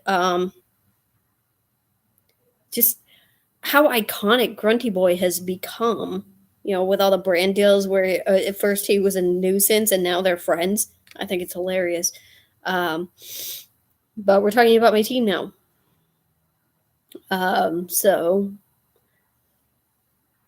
definitely gonna go for Fido after I get my starter. Like I said, I'm gonna catch everything in sight just for the decks, so it'll make it easier when I go shiny hunting. Because I'm sure once you complete the Pokedex, you get the shiny charm. I'm almost positive, because that's exactly how it worked for Shield, and I'm still trying to shiny hunt a Growlithe in there, which is going obnoxiously slowly. Like, it is just going so slow. I have hatched so many Growlithe and not even close to a shiny. Same thing with like the Litten and the what? Okay. Same thing with like the Litten. I was trying to I have so many freaking Litten in my Pokemon Home now, because I transferred them all into Pokemon Home to make room in my boxes and Pokemon Shield. And like the same thing with Fletchling. I did the same thing with Fletching, and I tried to do it with Eevee, and that was just taking too long to hatch the eggs, so I gave up on that. And now I'm on to Growlithe, and I don't even know how many I've actually hatched, and wow, correct on all points. Yes, I am. Like, the fire types are actually the easiest to hatch, especially when you have a fire type on your team that knows Flame Body. It makes it easier to hatch all the eggs. I don't know how the Masuda method is going to work in Gen 9 because they dispensed with the daycare in favor of having you discover the eggs during picnics, which is weird, but yeah, I love how everybody with the picnic theme now and making sandwiches all the time, they decided that we're all Subway employees. I actually used to work for Subway. So I think that's actually pretty funny.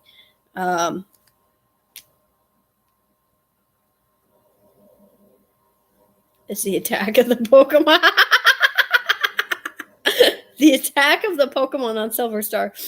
Okay, that's pretty good. I like that. Oh, that's pretty funny.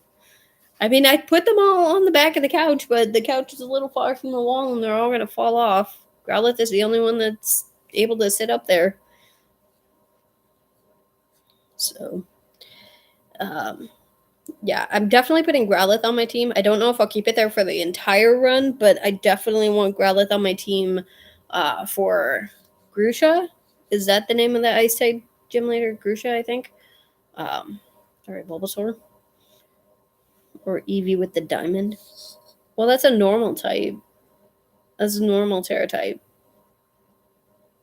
That's what I'm saying. It should have like a different. I want to go hunting for like rare Terra type Eevees.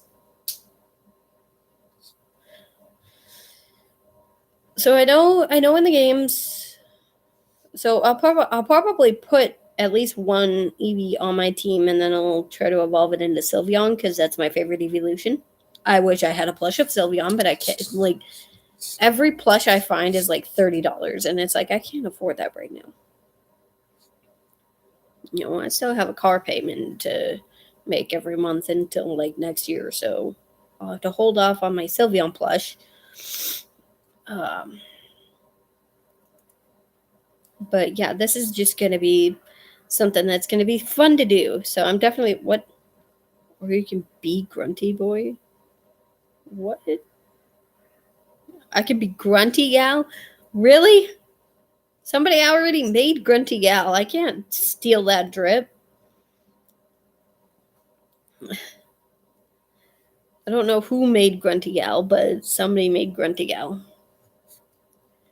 That was in one of his Pokemon meme reviews. I don't remember which one.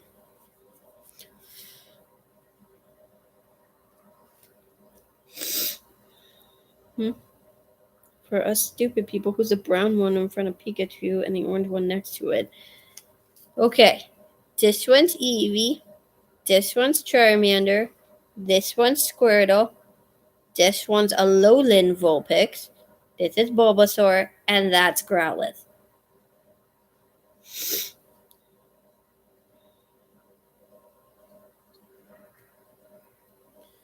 I do have a Scorbunny and I do have a Fennekin. They're in my room. I could not find them, so I'll go digging through that later. But yes, I do have, like, Fennekin was, I think, the first. Well, no, I actually got the Alolans, I got this one, and this one first, and then I got Fennekin, and then I got Growlithe. These two I got from Build-A-Bear. I'm waiting for them to come out with the Sylveon from Build-A-Bear because that's the only evolution they haven't done. And does anybody actually think that we are getting a new evolution in Gen 9? I think we will.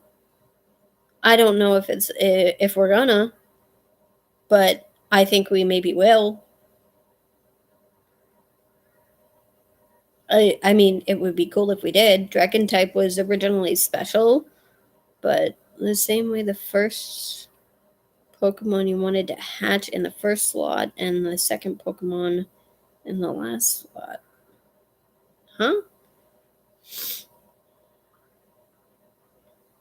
What, for the Masuda method hunts?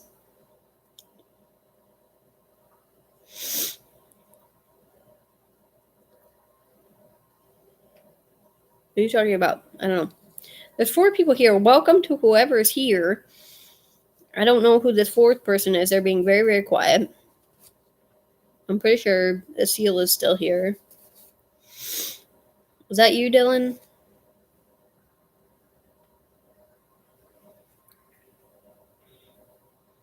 So, for those of you just joining us, we are sitting here talking about our teams for the new Paldea region, Pokemon we like from past regions, Pokemon we've maybe used on our teams in the past. We can talk about our favorite evolutions. Whether you guys think we're getting a new evolution. A lot of people think we're not. A lot of people think we are. The community is kind of split on this particular issue, but I think maybe we are, because originally when the dragon type came out, it was a special attacking type, and all the evolutions so far have been special attackers from the get-go. Eventually the dragon type, what? Did you miss the whole thing with that meme review where he reacted to someone making grunty gal? To quote Treasure Planet. Aw. Thanks, Cecile. I'm glad to hear it. And that's actually one of my favorite songs. Very cool that you referenced that. Treasure Planet is a really good movie. If you haven't watched it, you should go see it. Well, no one has officially made Grunty Gal. Okay, maybe they haven't officially made Grunty Gal, but I'm not doing Grunty Gal. As entertaining as I think that might be, I'm definitely not doing it. At least not until I get enough views to actually go live on like my phone or get a better setup anyway. Because my setup right now is just either my laptop or really, really short videos on my phone. And I don't really have like an office or anything. I just kind of film everything from my apartment. Hopefully one day I will have like a house that I can have an office in. But right now I do not.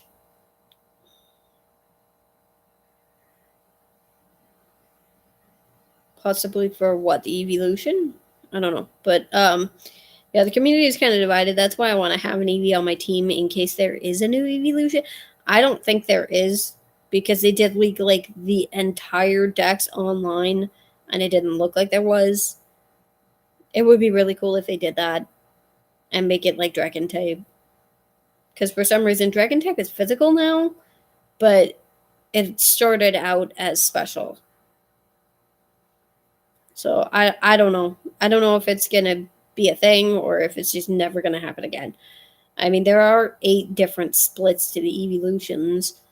You know, you got your classics, your fire type Flareon, electric type Jolteon, water type Vaporeon, ice type Glaceon, grass type Leafeon, and then Umbreon, Espeon, and Sylveon. But I don't know.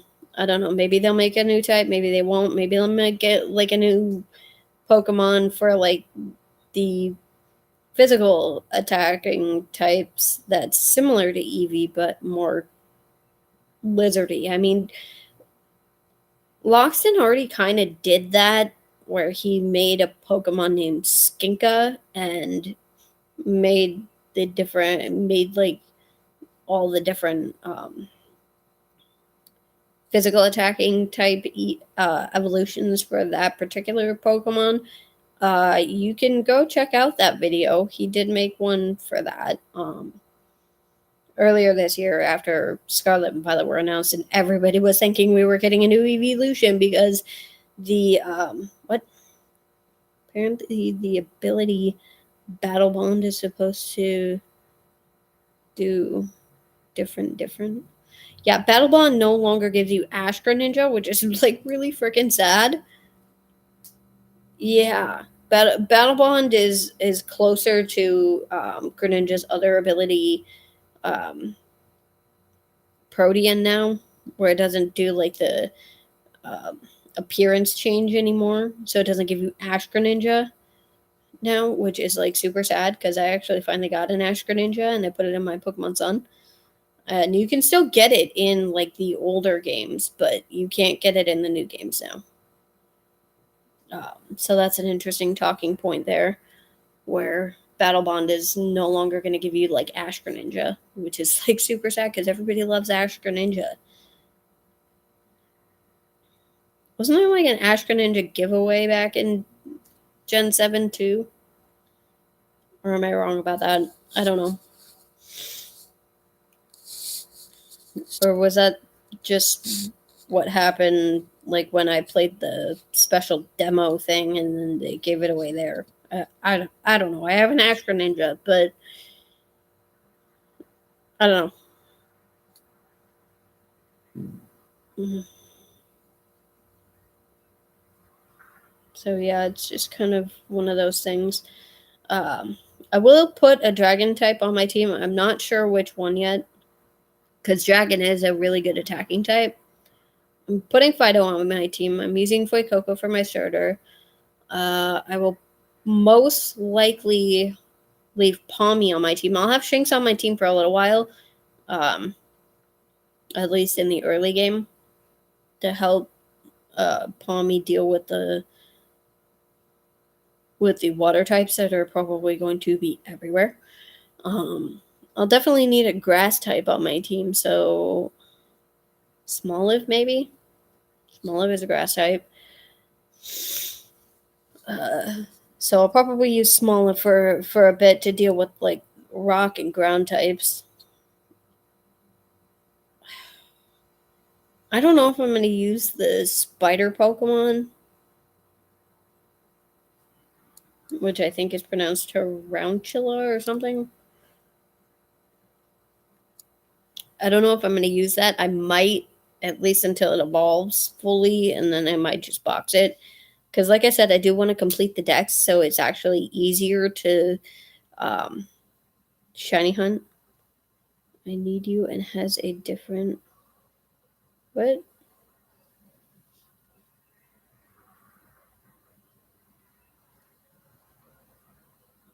I need you and has a different high stat. What are you talking about?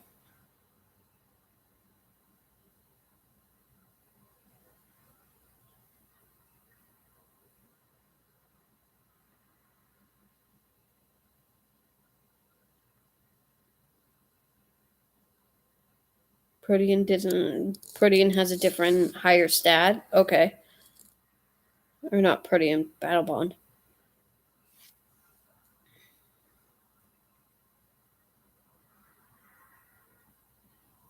I don't know what you mean by you need me, but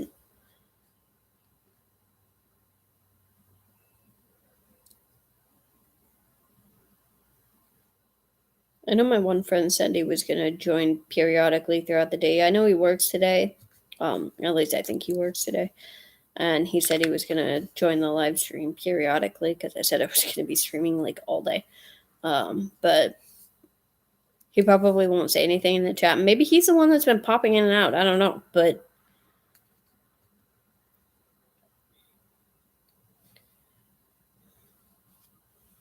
I know he said he would watch at least for a little while he was working. Because, you know, he can drive. He's a driver for Amazon, and he can drive around and listen to my ramblings all day if he wants on his phone.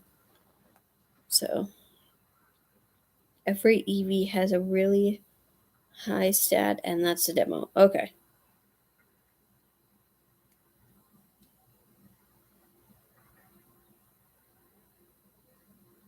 Okay. Yeah, every evolution does have a different. It does have a really high stat, but they're all special attackers. Which is why there was a running gag in Gen 1 where Flareon had no moves. Because most fire type moves were physical in Gen 1, I believe. And since it was a special attacker, it had basically no moves that it could use that would be stab that would be helpful for its higher special attack rather than physical attack.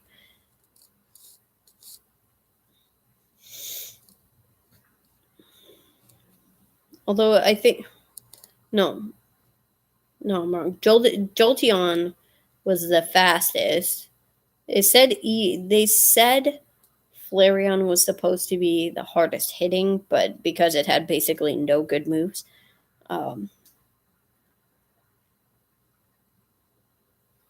it didn't hit that hard.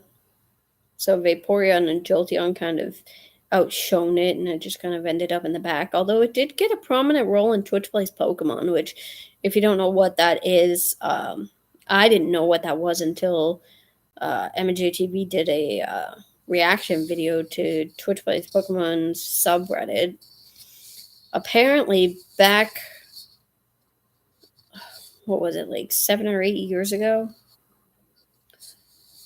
the Twitch community came together and played Pokemon Red version as a group of literally thousands of people.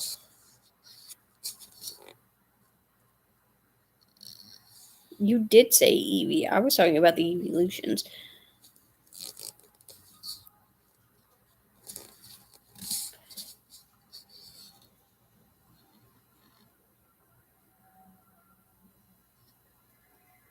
Or were you talking about Eevee evolution? Yeah, evolution.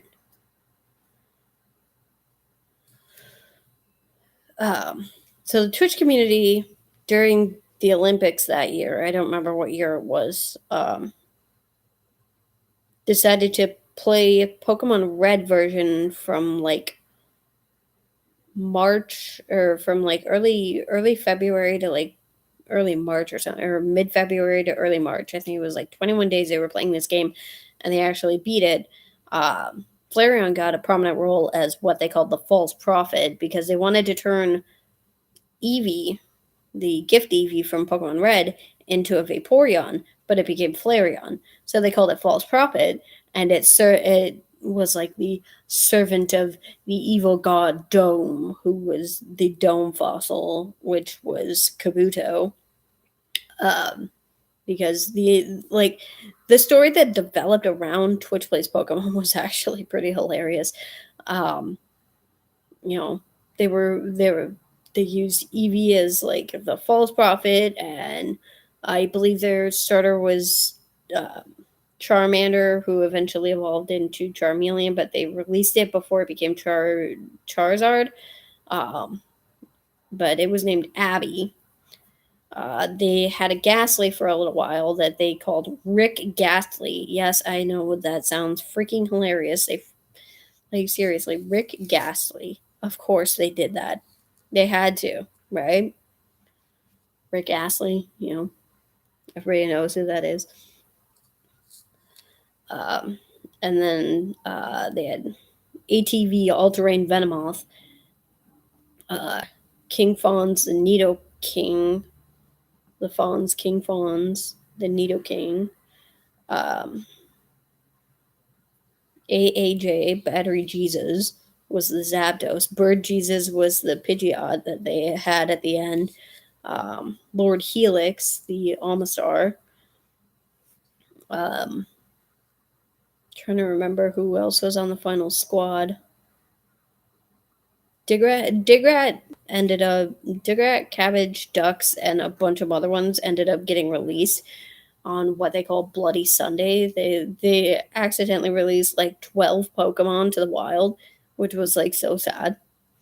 I didn't actually know anything about this until like earlier this year when I first saw his reaction to the Twitch Plays Pokemon subreddit. I don't have a Reddit account. I don't know if I should get a Reddit account. Is it free? I don't know, but I'll maybe look into that later. But right now, I'm just focused on trying to get more people to watch my YouTube channel. I know my videos aren't always the greatest, but I work with what I got. So I don't know how we got on this topic. I don't know, we've just been kind of like sprawling all over the place with this, but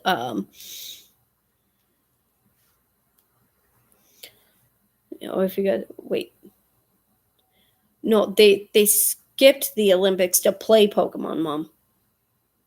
They skipped the Olympics to play Pokemon.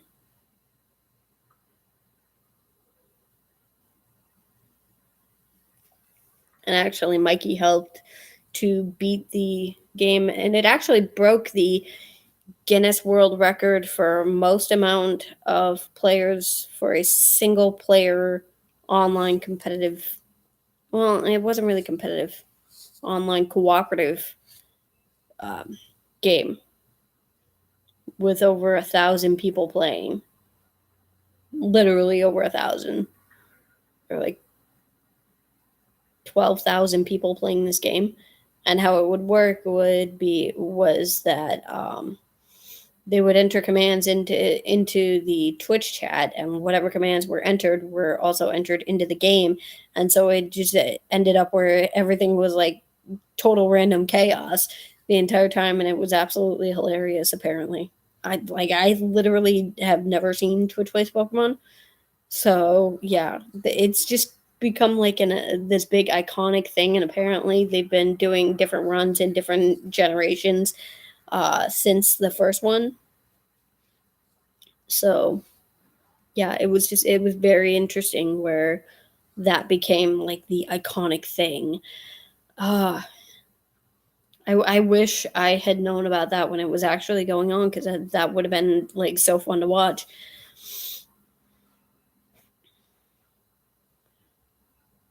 So yeah, why don't we talk about since you guys are still here, why don't we talk about what you guys are going to put on your teams, since I've said several times what I might be putting on my teams, at least in the early game, because like I don't know what's available at which point in the game. So what would you put on your team, Dragon City? You said you were starting with Sprigatito.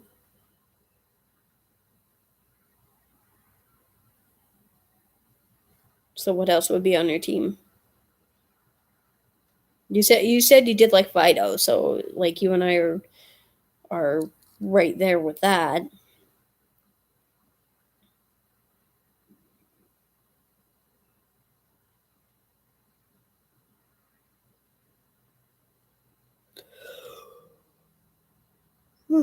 Sorry.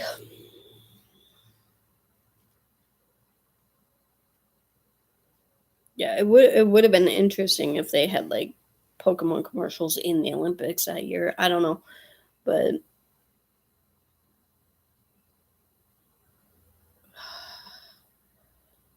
oh, it's still snowing. I hate this weather. It's still snowing out here. So yeah, we're just having fun, talking Pokemon today.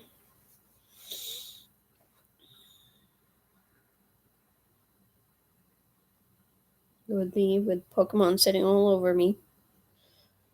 There's one on the back of the couch.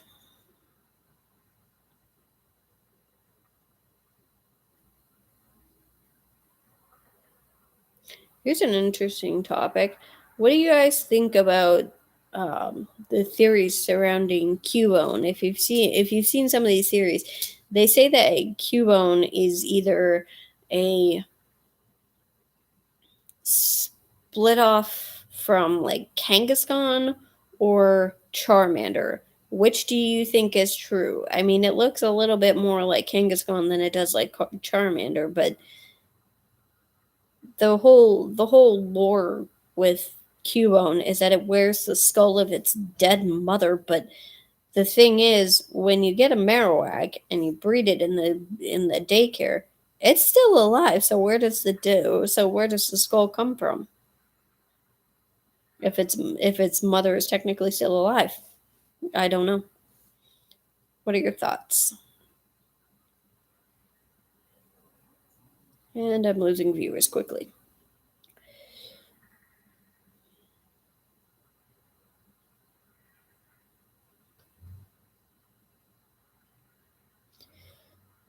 I wish I knew how to like invite people into the stream to do like a side-by-side shot and like get them talking like on their camera with my camera at the same time. I don't know how to do that. I know it's possible, but I have no idea how.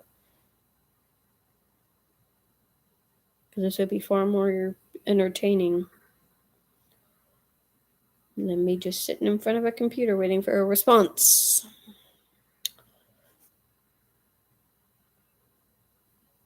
Huh?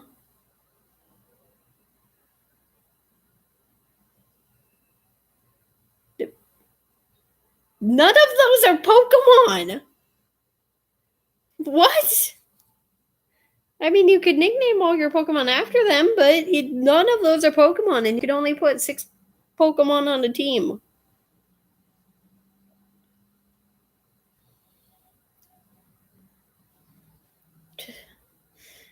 Perhaps that is to say old tale that someone came up with that explains the reason for wearing this cologne. I mean, it's possible. But a lot of people think that Kangaskhan was supposed to be like the final evolution in that line. I don't know if that's true.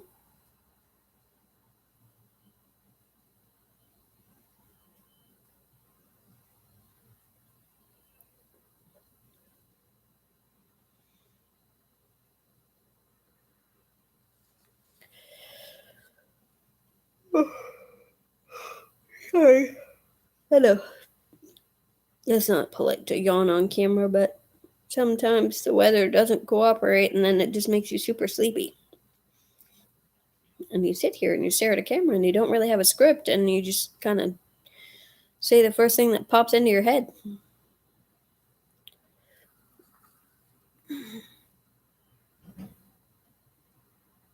Really? You really want me to, like, what would the actual Pokemon be that you would nickname that? You don't, never mind, you don't actually know what most of the Pokemon are. Legend Arceus gives a different Pokedex entry for Pokemon seen in the other games. Yeah, but is Cubone even in that game? I don't think it is.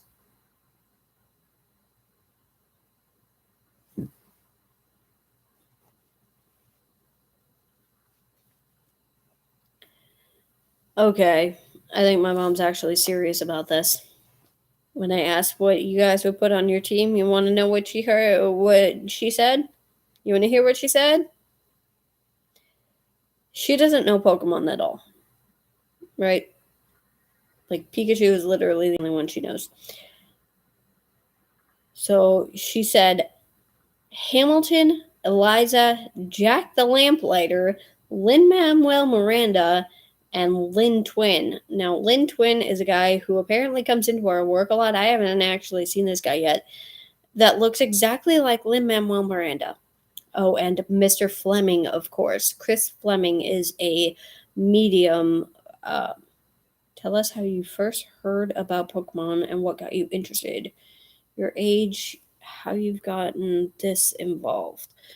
Okay, so I don't remember how I actually first heard about Pokemon. It might have been a commercial on TV. I remember that my mom bought me my first game when it came out, Pokemon Yellow. Pokemon Yellow was my first ever game. And I remember hearing a lot about this glitch Pokemon that that would apparently show up in the game when you surfed in the area between Pallet Town and Cinnabar Island, called Missing No. I never was able to find that glitch. But I remember hearing about it a lot as a kid. I got really heavily involved at first with the video game and the trading card game. I was actually playing the trading card game for a while, but I stopped playing the trading card game, and now I'm just a trading card collector. I have a lot of TCG cards for the Pokemon TCG. But when Pokemon Gold and Silver came out, I don't remember how exactly I got it. It was one of my parents, I think, or maybe it was a birthday gift from a friend, but I played through Silver. And I chose Cyndaquil for my starter in that generation. Because, like I said, I love fire types. I don't know why. But Cyndaquil to me was the cutest one. So I just used Cyndaquil for most of it. Obviously, I got wrecked by Whitney. Everybody's been wrecked by Whitney. Because of her Miltank using Rollout and Attract and Stomp, and yeah, it's a terrible Pokemon. Milk Drink, especially. I don't think so, but point is the info. If you compare a Pokemon from the game and the same one from the other gens, the info is likely different since Arceus is way before any of those games. You're not wrong, because it's set like 200 years or so in the past. Now, I never used to pre-order any of the games. When I had the money, I would go out and I would get them.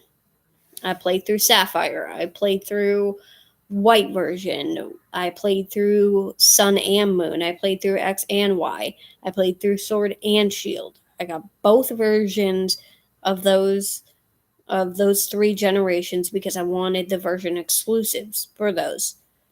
Because I was getting more into it the older I got, because I learned strategies and ways to combat different type combos, and it was this whole thing where it was like solving a puzzle. I love puzzles. If you know me at all, I love puzzles. I played the Pokemon Puzzle Challenge game, the spin-off game Pokemon Puzzle Challenge, and I was actually really, really good at it. When Silver came out and they had that whole thing with the runes of Alph, and you had to figure out what the pictures were showing in the runes in order to get the unknown to unlock. That took me ages to get them all, because I mean, seriously, Kabuto. If you've played through Gen 2, Kabuto is a pain in the butt to try and figure out. So was Aerodactyl. But, the further into the games we get, the more excited I get. The first game I ever pre-ordered was Legends Arceus. Because I was so excited to play a game that was set in the past, where you literally have to catch every single Pokemon in order to actually complete the full story of the game. I was so excited to do that, and then I got wrecked by Arcanine. Seriously, if you've played this game, you understand the Arcanine pain. I got wrecked by that thing like 5 times before I actually beat it. I mean, it was easier for me to beat Avalugg than it was to beat Arcanine, and I still haven't gotten past Heatran yet. So I restarted the game. So I was like, I'm getting nowhere with this. And I was very interested, especially in Legends Arceus, because the Pokemon, some of the wild Pokemon in that game, attack the player character directly. Not the Pokemon that the player character has, but the actual player of the game. You get attacked physically by these Pokemon, and they can wreck you quite literally. It is brutal, but it's amazing. Sorry, I thought I heard a knock on the door. I'm not expecting visitors.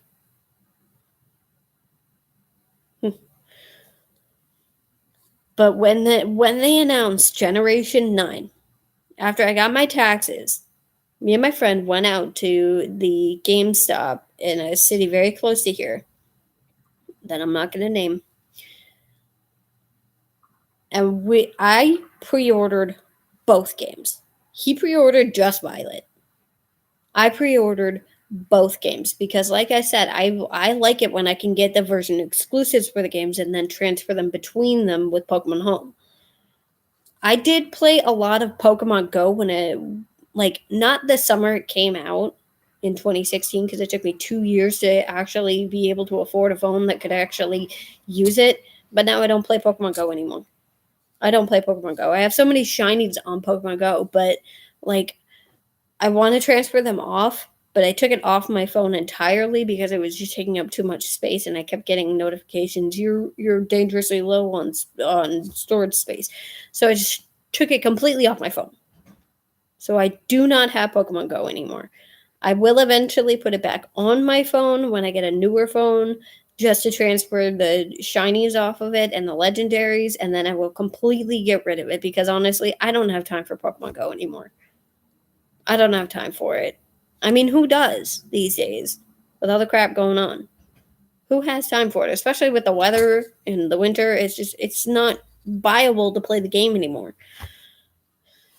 And yes, I know there's going to be Scarlet and Violet compatibility with Pokemon Go almost immediately, but I don't have time. I don't have time for Pokemon Go anymore, so I stopped playing it because it's like I don't like when do I have time to actually play? I'd hop on every day just to like do the daily tasks for it, but I did not actually go out and seek out raid battles and walk around malls and whatnot to catch everything in sight.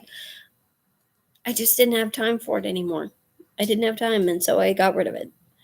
But I am still very excited for all the main series games, and I actually got a GameCube from my friend. And when I can afford it, I'm gonna play through Pokemon Coliseum and XD because I have never actually played through those games, and they are spin-off games from Generation 3, and they're older games. But I've been hearing so much more on YouTube about Pokemon Coliseum and XD, and I really want to experience it for myself. So I decided I would buy the GameCube off my friend, and then when I can actually get it to, I need to get like a hookup for it for my TV, um, and then actually get the games and I think a controller for it. He might have a controller, I'm not sure, but I'll ask him.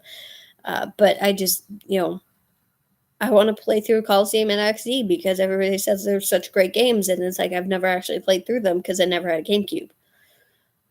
But I've just been so interested in Pokemon from the very beginning, from when I was a kid. It was the thing to do, you know. And now it's just like I'm 32 years old and I don't care. I still play Pokemon. Everybody thinks I'm crazy, like you should have grown out of this by now. No. When you are a hardcore lifelong fan and you've played almost every game there is, you stick with it. You know, you stick with it. It's like sticking with your favorite TV shows or sticking with your favorite movie genres. When you're part of a fan base, you don't just drop off just because you're getting older. If there's something you don't like about the fan base and then you drop off, that's fine.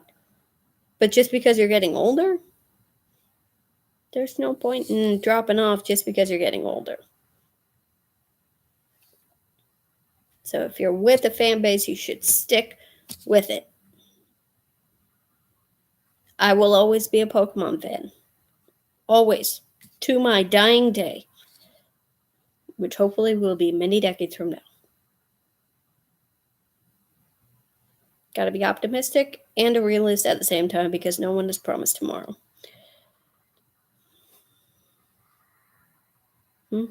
Trivia time? That may be true for the average addict Pokemon Go player, but those addicted Pokemon Go player, but those have nothing on Chen Sun Yuan. At 70 years of age, he might be Pokemon Go's oldest player, and given how he plays it, he is definitely its most dedicated and addicted one yet. Or Area 51. Wait, what? Yes, you did, Mom.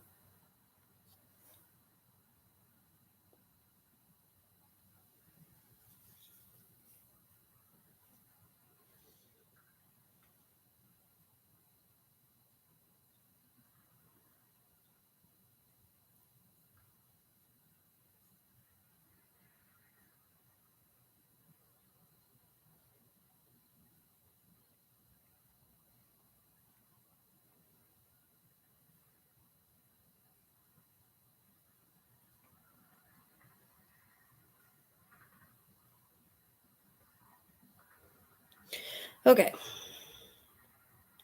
So yeah, that's how I became involved with Pokemon. Why don't we hear from the chat? How did you guys become involved with Pokemon, and how many games have you played? Have you played any of the spin-off games apart from Legends Arceus? Because I'm pretty sure everybody played that, but or at least 90% of the fan base played it. Have you played it like Coliseum or XD or Pokemon Puzzle Challenge or Pokemon Ranger or Pokemon Snap? I don't know. That's a game, I guess. Pokemon Quest, any of that? There's just so many spin-off games in the titles too. You know, and it's all very, very interesting, and the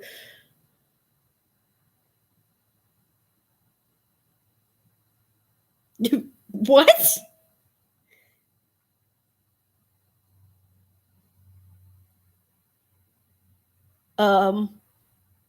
Okay. Why? Of course I can't hear you if you're just talking to your phone. You didn't call me. Goofball.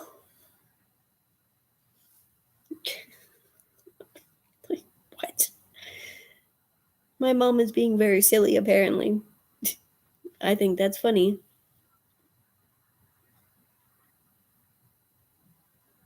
If you've made it this far into the video, please leave a like.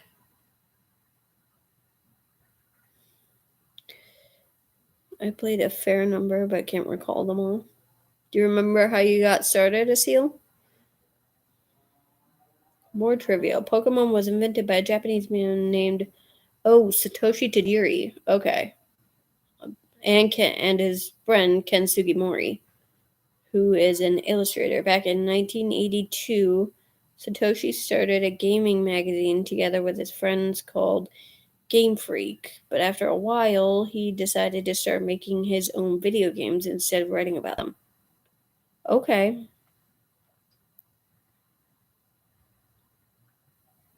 I know Junichi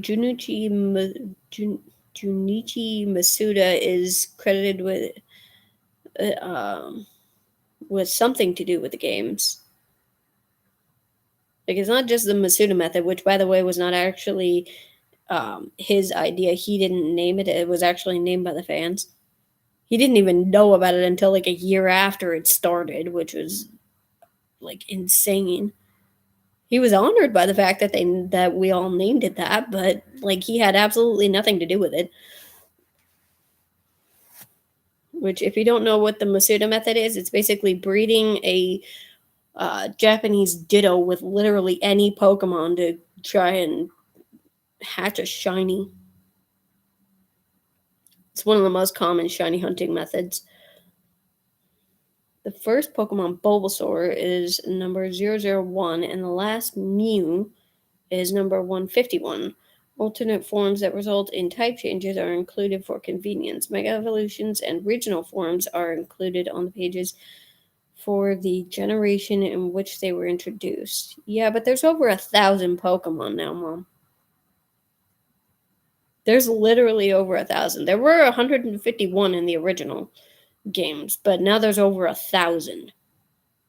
It's insane. Nope, I do not recall. Can you believe how many Pokemon there are now, though? Seriously, over 1,000 Pokemon. That's completely insane, right?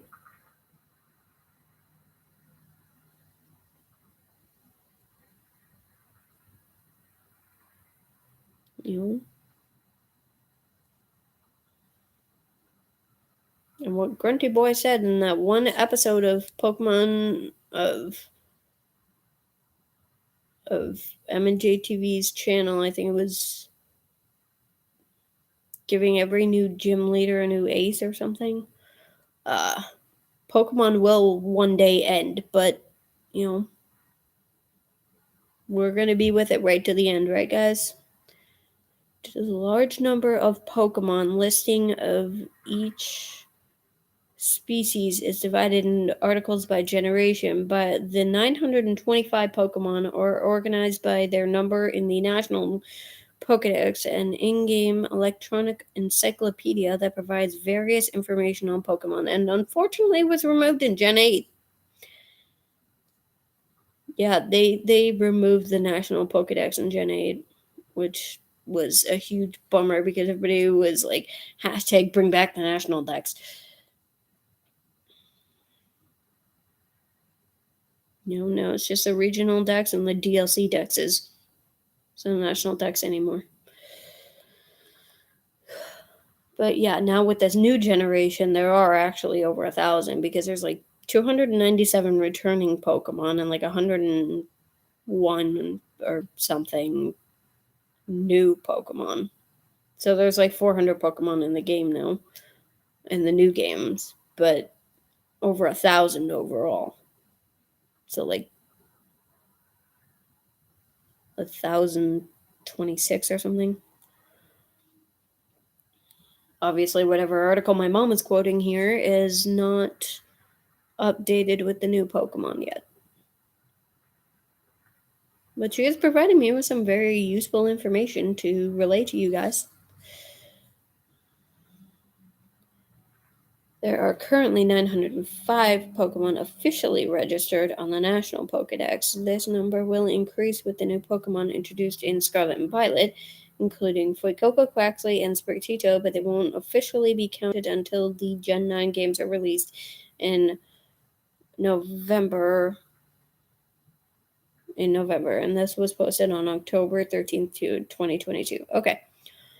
Okay, so this was after the October trailer that was like 14 minutes long or something. Okay.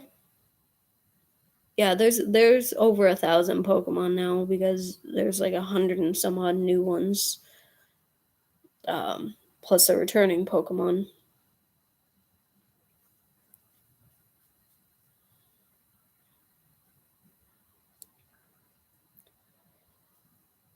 So yeah, it's a very interesting article there, Mom. Where did you find that so I don't get like claimed on this? I need to give an official disclaimer on this.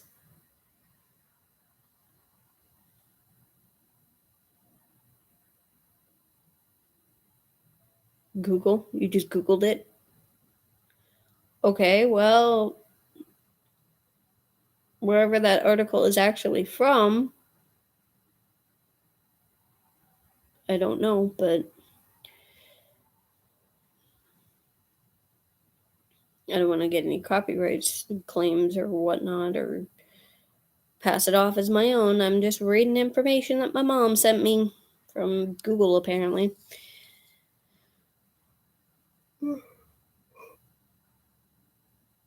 So I know a lot of the sprites in the game are based on the official Sugimori art.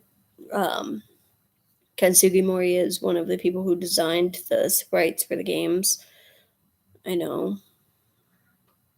You don't really hear too much about Satoshi Tajiri, but you hear a lot about Junichi Masuda. I don't know why they decided to name the Masuda method after him, but Diverto.com? Dexerto.com. Okay, so apparently the article came from Dexerto.com. So all rights to Dexerto.com for that article that I read off my phone from my mama. Thanks, Mom. Very interesting little factoids.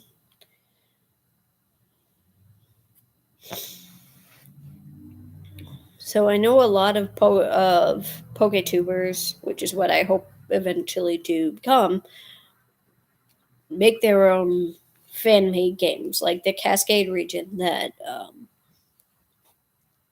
Locksted is working on with his people, and the one that I'm working on with my people for Ancora.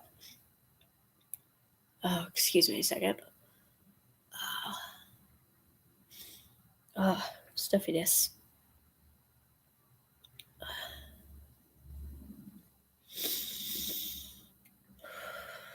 Okay, I think I feel a little better. There we go. Sorry, I had to get that out. You can maybe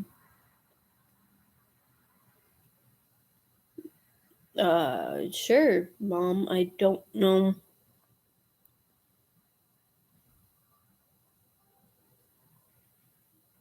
I wonder who wrote the manga series for the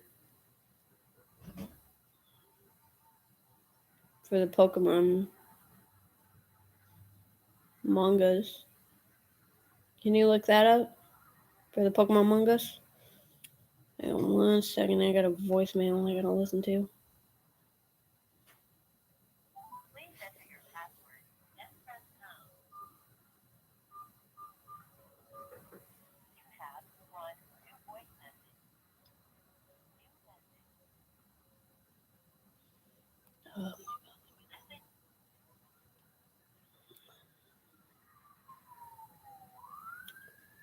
Main Pokemon cast.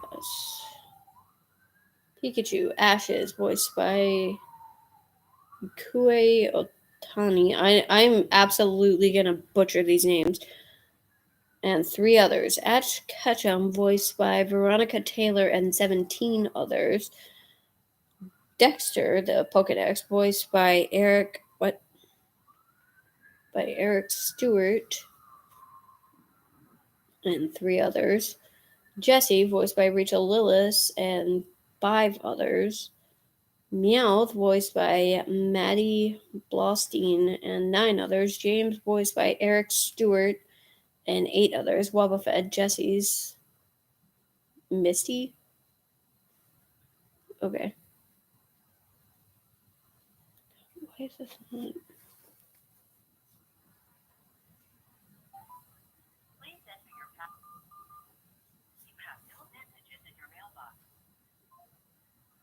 And why is that still showing? I have who wrote it, Mom? Who wrote the manga? Okay, get off my freaking screen.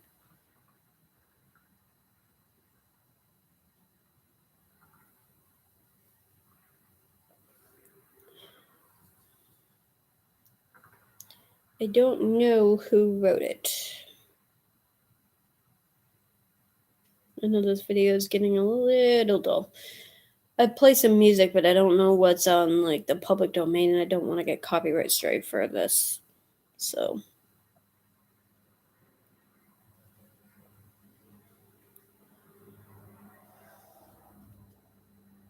And it's snowing again. Snowrun would love this. The Pokemon manga.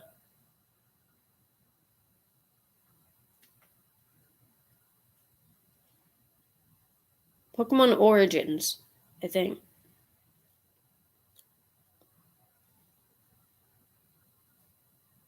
Or Pokemon Adventure manga, I think, was one of them.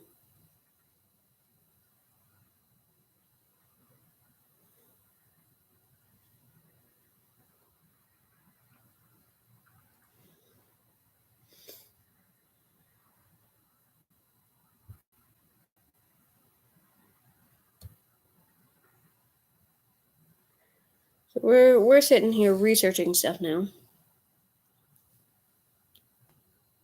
Hidenori Kusaka. The series is written by Hidenori Kusaka. Mato was the illustrator for the first 9 volumes. When Mato became ill and was unable to continue illustrating the series, Satoshi Yamamoto took over as the illustrator and still continues as the series artist. I didn't know they were still making the manga. Huh, interesting.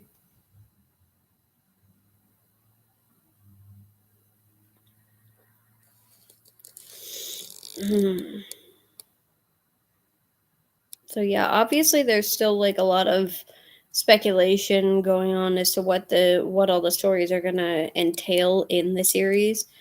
As far as like the new games are concerned, like, you know, what are all the Titans gonna be? What's gonna happen with like all the gameplay and such? I know a lot of people are doing like gameplay trailers right now, or gameplay playthroughs right now. HDB doesn't want to do any story spoilers other than what he's already done, but I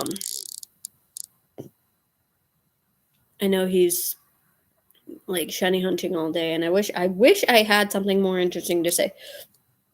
I really do, but I legitimately am like not sure what you guys want to talk about. So if you can make suggestions in the chat there.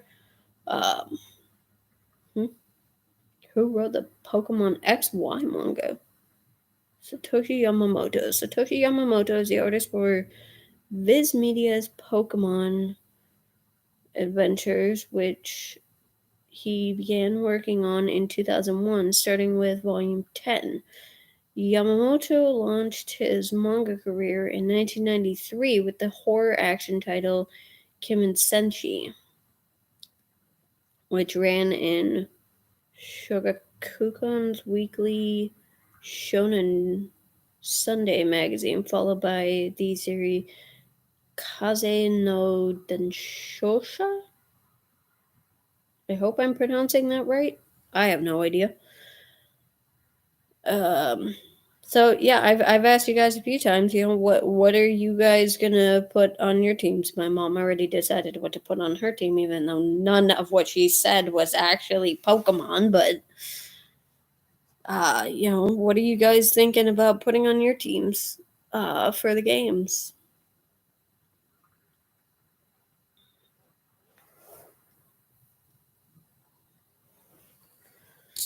Where's fully charged here? I don't know.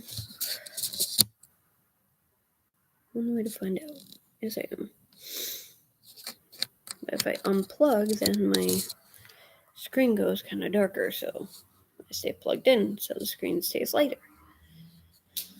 I know the lighting in here is terrible, so I know there's a lot of new Pokemon in the game. So like, what are some new Pokemon that you're interested in seeing? Like the flamingo Pokemon, or like the little parakeet that you actually see in the opening. You see both of those in like the opening cutscenes. At least for Violet that I've seen from HDB. What are your thoughts on the new games? What are you excited about for the stories? Just let's have chat interaction right now.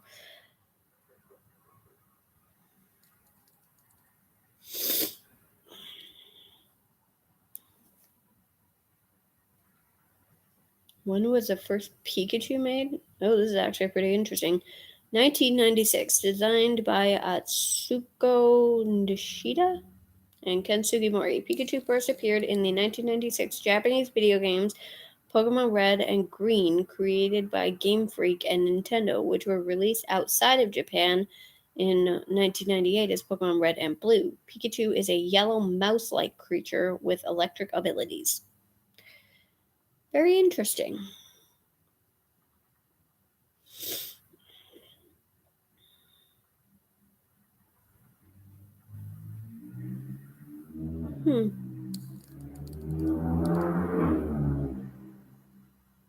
What I find also very interesting is that apparently there's this whole theory that the fire type starters are all based off animals on the Chinese zodiac.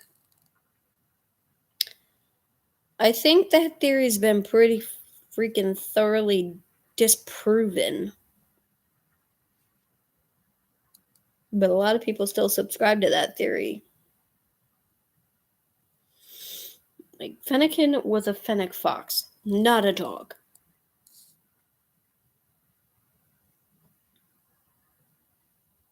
There are 12 Pokemon on the Chinese zodiac, and not one of the fire type starters has been either a rat, a snake, or a horse. Or a dog.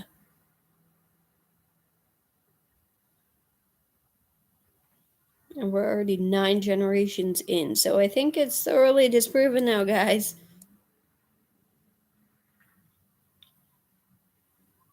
Like, at first I could see it a little bit. Although I don't know how anyone calls Cyndaquil a rat. but I don't think that the fire type starters are actually based off the Chinese zodiac.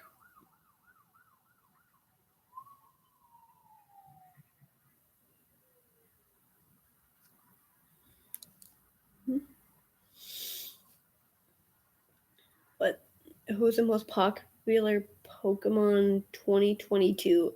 Most popular Pokemon, according to Pokemon fans and Redditors, Snorlax, Pokemon Unite, Ninetales, Pokemon Unite, Squirtle, the official Pokemon YouTube channel, Dragonite, Pokemon Unite, Eevee, the official Pokemon YouTube channel, Bulbasaur, the official Pokemon YouTube channel, Gengar, Pokemon Unite, Charizard, Pokemon Unite. Charizard has gotten so much love it does not need any more. Do you agree? I think you all agree. I mean, seriously, 2 Megas and a Gigantamax. It's been overdone now, guys. However, when I asked who is the most popular Pokemon, it said Charizard with 1,107 votes. Not sure when that poll was taken. Yeah, Charizard is literally like Charizard has become the new face of Pokemon. Let's face it. Charizard is the new face of Pokemon. There's no competing with Charizard anymore. There's no competing with Charizard. Let's face that right now. I mean, seriously. 2 Megas and a Gigantamax form. Like, seriously, he's been in literally every freaking game. No Gen 1 starter gets as much love as Charizard. According to Bulbapedia. Is that how you spell it? What? Typic fully evolved form is based on a person named Zonfei. Huh. Did not know that. Super interesting. So Embor is based on Zonfei. Who is Zonfei?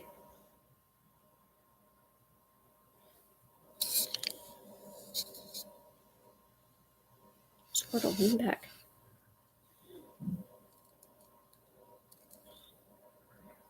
So if you've seen Pokemon Talk, what's your favorite Pokemon Talk episode? Mine personally is the one with Yveltal. Okay, no, I take that back. It's actually a tie between the Yveltal episode and the Lord Helix episode. The iconic thing. The Paldea Pokedex is slowly taking shape at the launch of Pokemon Scarlet and Violet. As the launch of Pokemon Scarlet and Violet draws near, while the full Paldea Pokedex is yet to be revealed. Yet to be revealed. I think that's funny. We do know it will feature at least 164 Pokemon. This number includes the 10 confirmed Gen 9 Pokemon and 154 returning Pokemon returning from past generations. Yeah, that was posted on November 8th.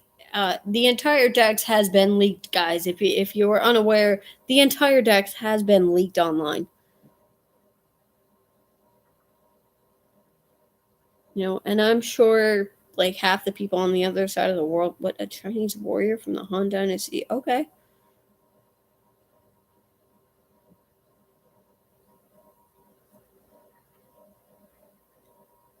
Interesting. There's so many interesting like deep dives you could do with Pokemon. I just never have time to actually research all of it. Sad.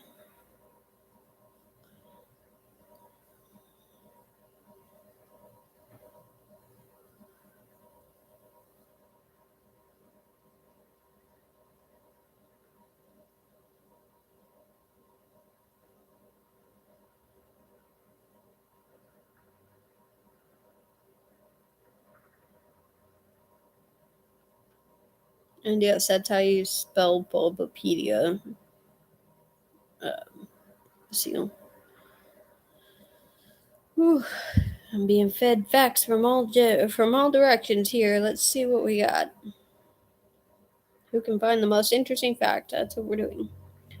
Will there be a live-action Pokemon? Netflix's live-action Pokemon show is in early production. Wait, really? and we have some thoughts on what we need to do to get it right. It was recently announced Lucifer's Joe Henderson will be creating a live action Pokemon show for Netflix April 21st, 2022. A live action? Really? The guy who wrote Lucifer? I've actually seen every episode of that show, and it's actually quite interesting. Huh. I did not know they were doing a live action Pokemon show. I am intrigued. Did you guys know about this? I don't know if anyone knew about this. I don't think anybody's actually talking about it. Live action Pokemon. I wonder how that's gonna work. Maybe it'll be more like the Detective Pikachu movie. Speaking of which, how good was Ryan Reynolds in that movie? Seriously. Like when Super Sad Pikachu started singing the opening theme song. Oh my god, like I wanted to cry and laugh all at the same time because it was just too freaking cute.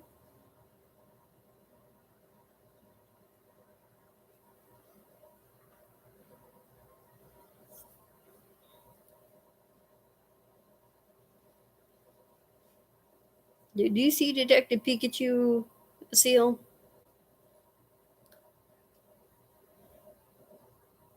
I think you and Mom are the only ones still watching. I must be really just that boring. Oh well.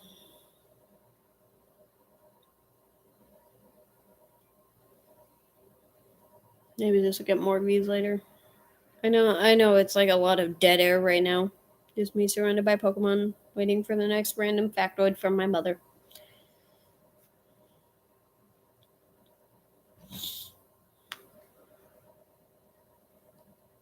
I didn't even know that they were making a live action Pokemon show for Netflix. Now I can't get rid of it. For someone who knows nothing about Pokemon, how is it I'm able to pull up information you should have researched prior to doing your video? Remember, people work during the week. I know people work during the week.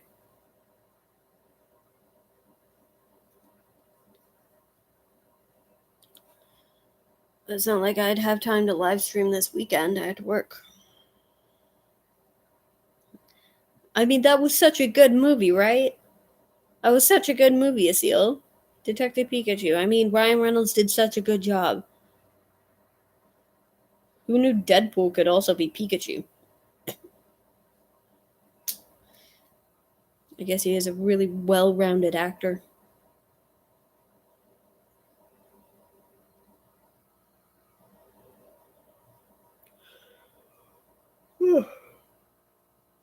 Oh, excuse me. 10 hours to go, people. 10 hours to go. You know, I really do need to research something real quick. I'm gonna look some stuff up.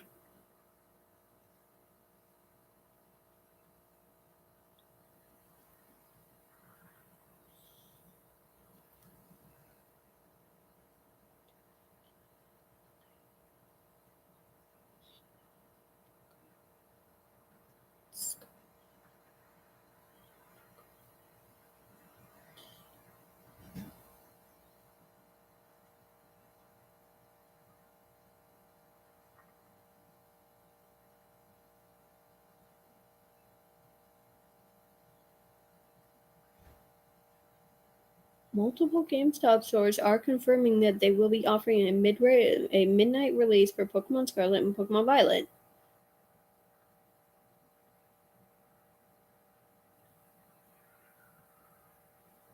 However, fans should be aware that not all locations will be taking part in this late night drop.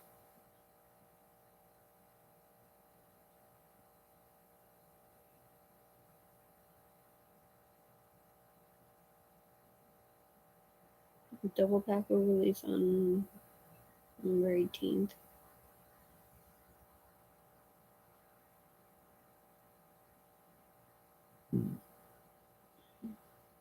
That's Pokemon Legends Arceus.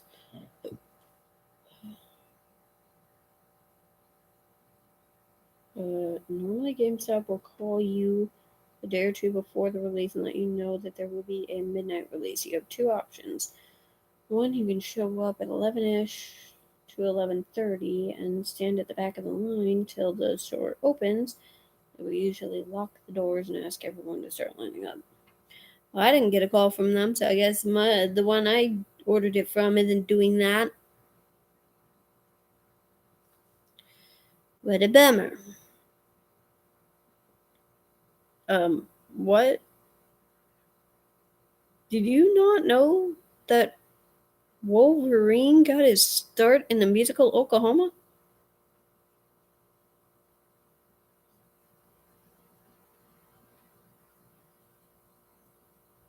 Everybody knew that. Okay, so I guess some GameStops are doing midnight releases of Pokemon Scarlet and Violet, but obviously not all of them because I have not gotten it. What?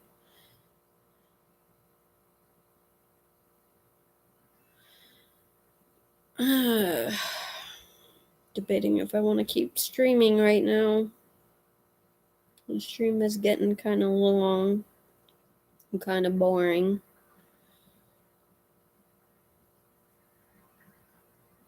Do you guys think I should stop streaming right now? Maybe come back in a few hours? Watch some other streams?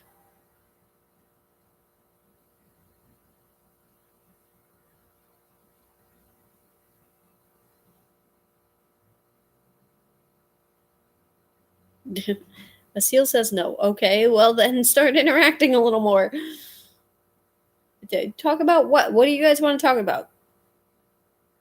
Bring something up. I'm running. I've talked about so much already.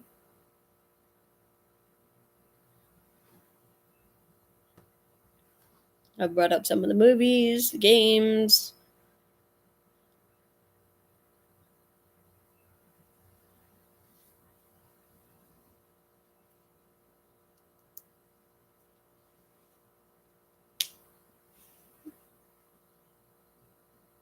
Don't watch a lot of music. Oh, okay. Really? Really? You want me to talk about Hamilton in a Pokemon video? Surrounded by Pokemon, my mom wants me to talk about Hamilton.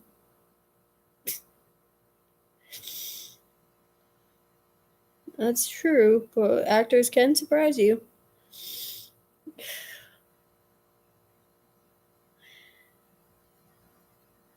Oh my goodness. I don't know. Hamilton's been talked to death, don't you think, Ma? So many people have already seen it and know basically everything.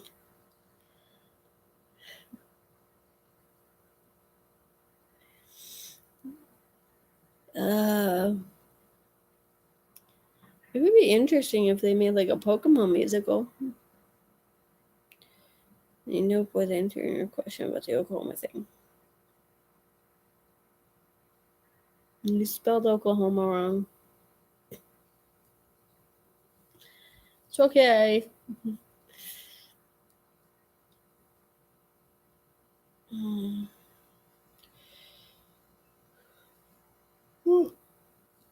I keep yawning. I'm sorry. I died. Okay, talk about the upcoming. Seriously?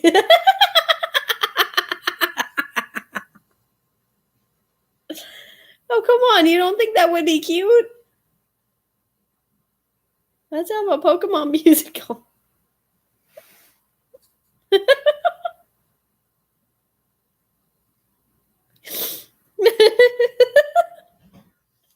Apparently interrupted whatever thought she was trying to put on the screen. That's pretty funny. I mean, come on. How cute would that be? Right, Asil? You'd watch a Pokemon musical.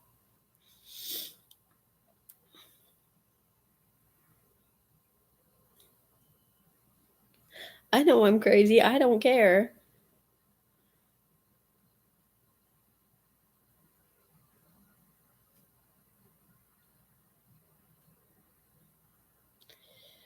Talk about the upcoming holidays. Oh, no, no, I'm not bringing that up. I am not bringing that up, Mom. That's just going to make me upset.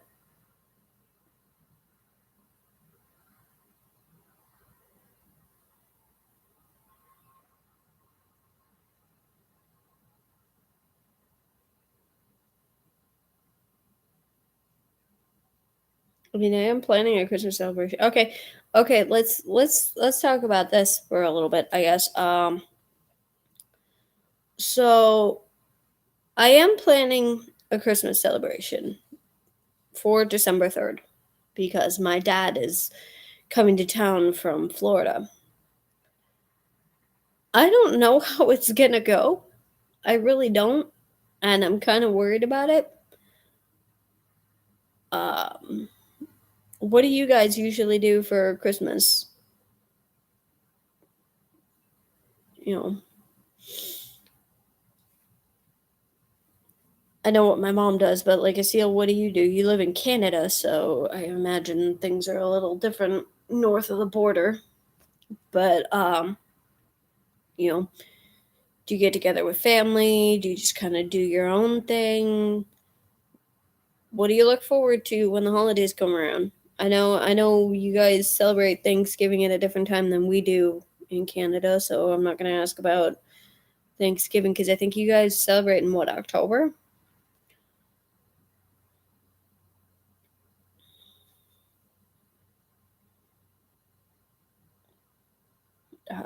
But yeah, I'm a little concerned because I don't know how it's going to go off. A lot of the times when my dad comes up, we end up getting into this big fight, and I'm trying to solve all the problems so that what you celebrate on. I thought Canada celebrated Thanksgiving before America did. I mean, Thanksgiving is on the 24th for us this year. Am I wrong? Or did How I Met Your Mother lie to me? Of course, a TV show would lie to me. I don't know. To make this live stream running. Decorate your Pokemon on Christmas lights? What?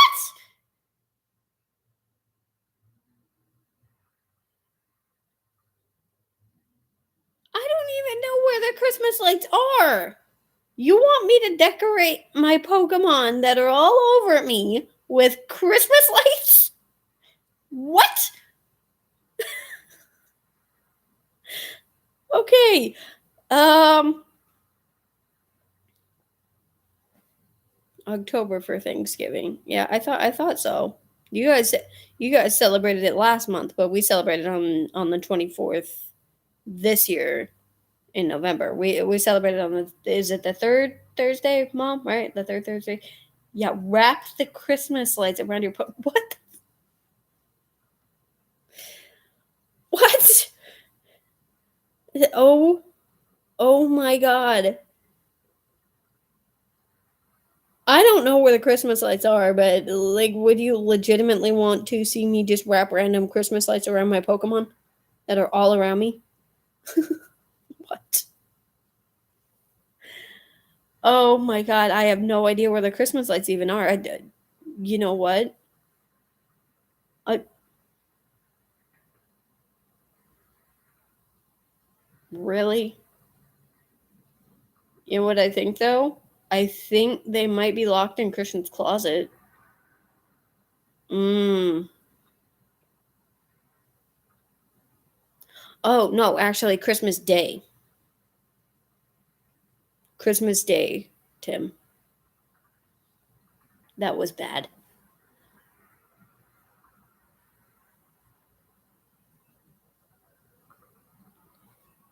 I think the Christmas lights might be. Try the front coat closet. You really want me to do this, don't you?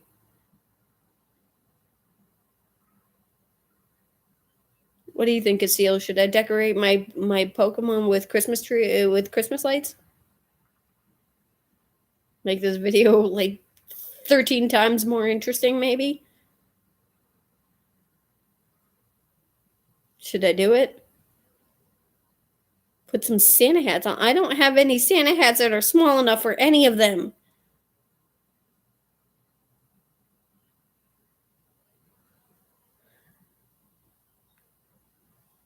I think it would be entertaining for your audience and for you to dress up your Pokemon in Christmas lights. I'll see if I can find some tinsel.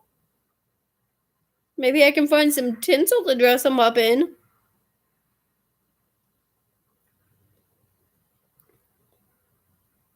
I'm not putting Christmas lights.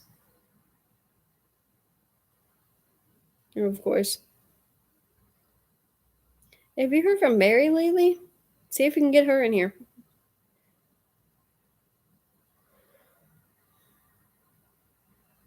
I told her I was streaming today, but I don't know. I know she's not real interested in like Pokemon, but like seriously, Christmas lights. Tinsel would make more sense. Christmas Santa hats and tinsel on your Pokemon. Oh my god, I am dying. I don't have Santa hats for them. I don't have any Santa hats that are even close to small enough for these little guys.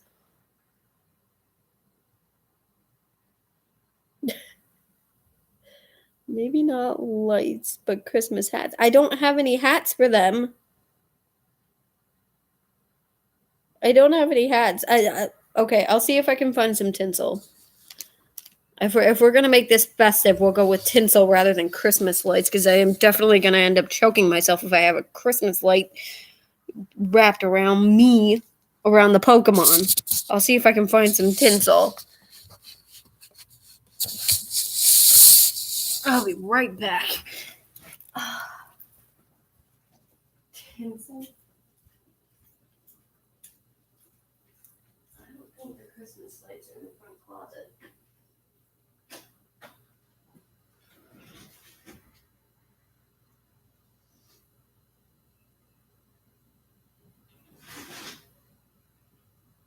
Yeah, the Christmas lights are not in the front closet. Like, I don't have any. Okay.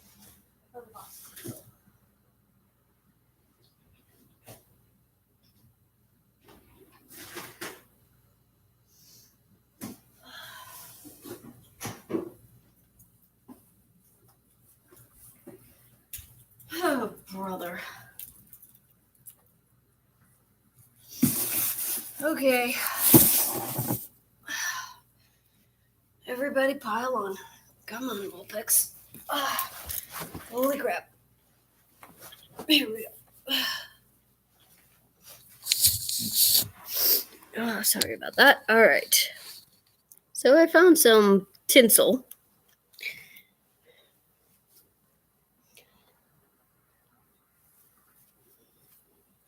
Bulbasaur, come here.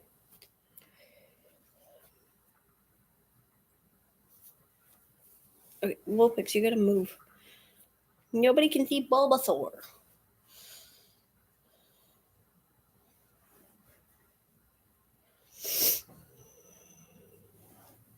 Okay, Squirtle, Charmander, right there.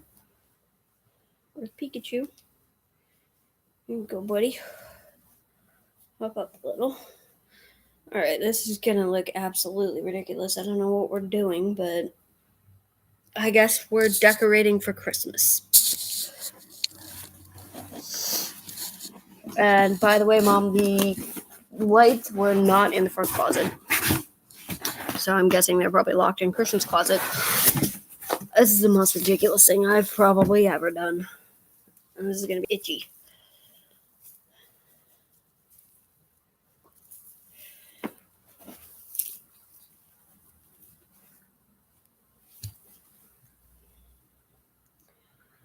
Okay, Bulbasaur, come here. Charmander, turn around. There. Oh my god. Charmander's being a problem today. I don't know if you can kind of see that. Do a little red too. Put some red. Come on, Growlithe. There you go, buddy.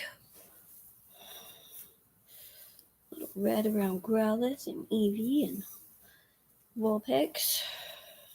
Charmander. Squirtle. Behind Squirtle, maybe? Do it right here. Bulbasaur.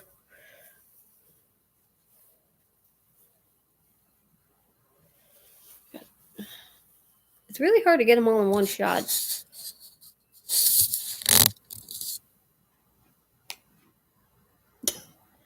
Whatever. You wanted it Christmassy, now it's Christmassy. There. Apparently we're doing a holiday episode today. I don't know what we're doing. But hey, Scarlet. There you go. I don't have any purple garland, or I would put that all around.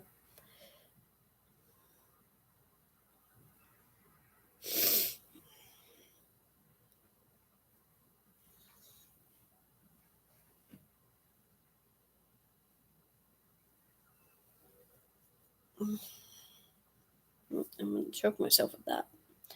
There we go. Is this entertaining enough for you? I don't know.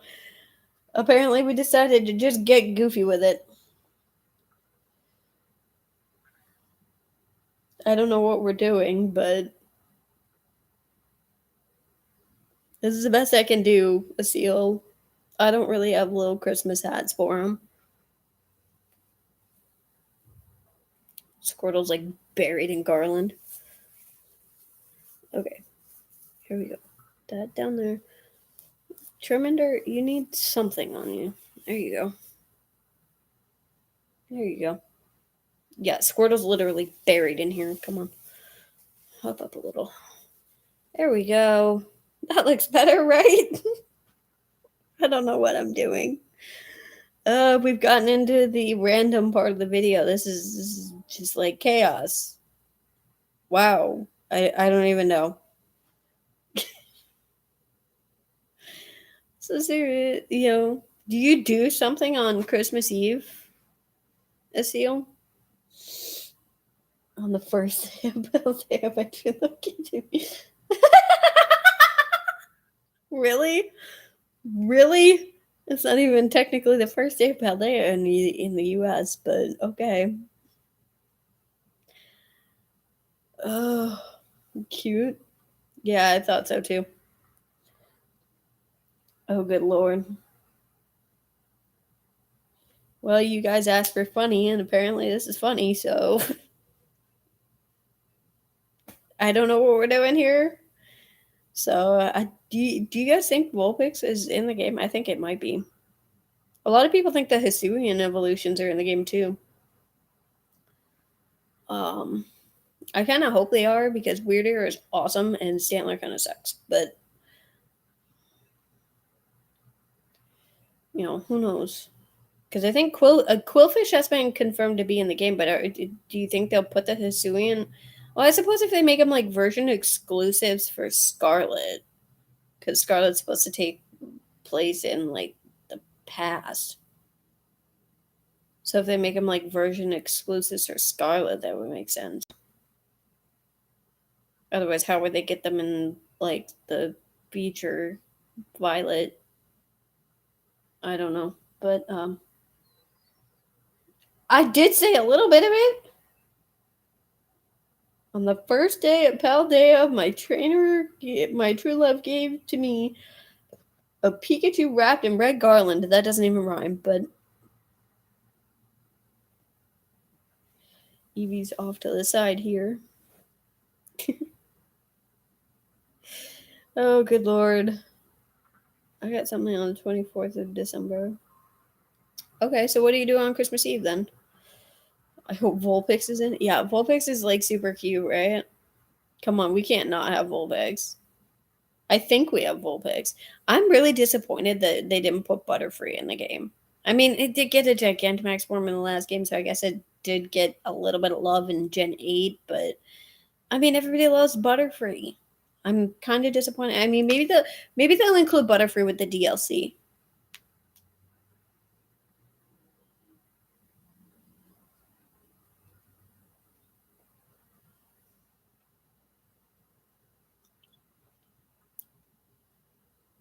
Do you think they'll put Butterfree in with the DLC? I don't know.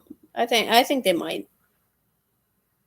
Because like when the Sword and Shield DLCs came out, they included a butt ton of new of older gen Pokemon into the Galar region. So Blubberfree, really? Have you seen what Butterfree looks like, Mom?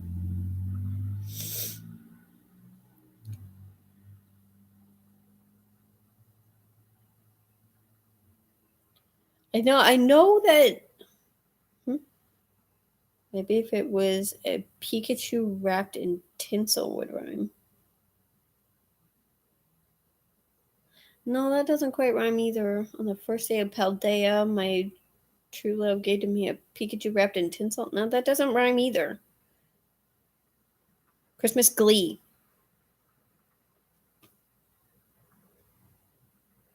That works. Butterfree is cute and awesome. Yes, it is. The blubberfly.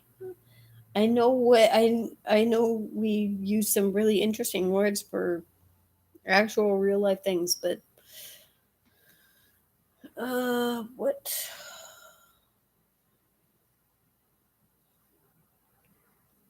So yeah, maybe I'll talk a little bit about my Ancora region. We kind of got the grass starter working for us right now. I have its name in its base form and like the second form.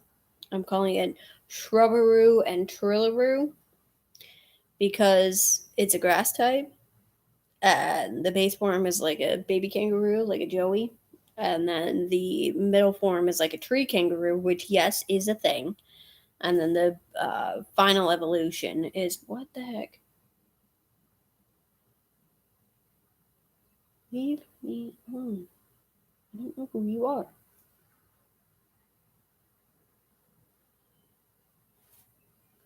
Oi.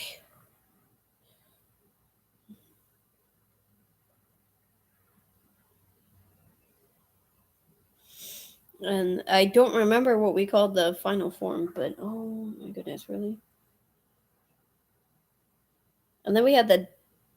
Originally, it was going to be Fire Dark Dingo Pokemon, but wait, what? As for what I do on the 24th, mom, dad, older brother, and myself have finger food, then we watch White Christmas. Oh my god, seriously? As we have a box of chocolates and some drinks. Nice. It's a very healthy thing to do on Christmas. Mix furries with Pokemon. Yeah. Have you heard of fur-bait Pokemon, Mom? Have you heard of fur-bait Pokemon? Does anyone in the furry world dress up as a Pokemon? Yes. Every year, like this year, there was a Pikachu at the con and an Infernape. Or, what? Yeah, I'll call it this because this is basically what it was in Gen 1. Oh my god, seriously. Everybody's like blowing up my phone again. But yeah, people dress up as Pokemon. I have a Pokemon persona. It's a Fennekin.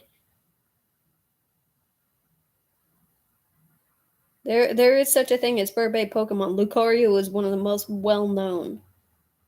Lucario and Incineroar and Zeraora and for some reason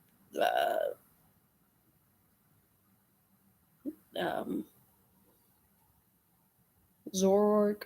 Ah, crap. No, I didn't mean to call you. Hang on. Let me on the call. Let me on the call. Nope, sorry. Wrong button.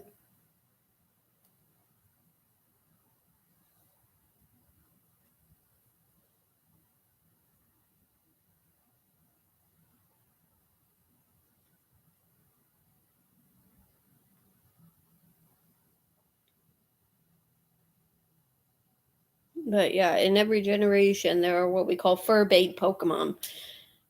Pokemon that are specifically beloved by furries. But yeah, we had a Chonkachu at the con this year, which is basically a chunky Pikachu. I can't talk anymore. I don't even know what your Pokemon persona is.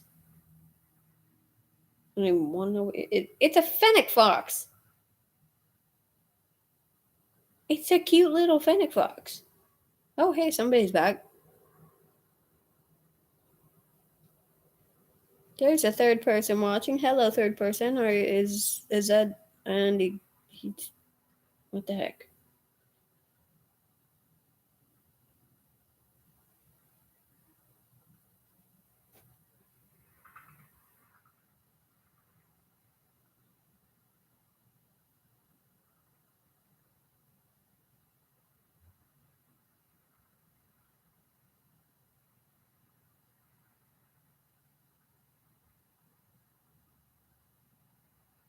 It's an actual animal.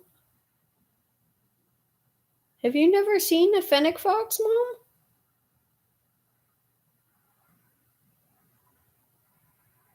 It's a cute little, like, mini fox with giant ears.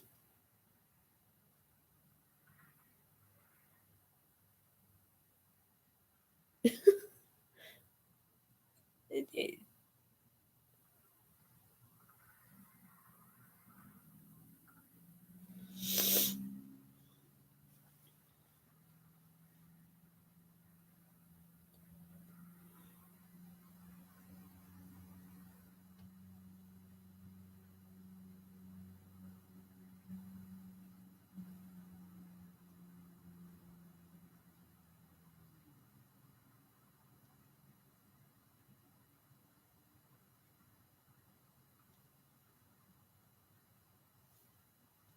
Mom, this is Fennekin.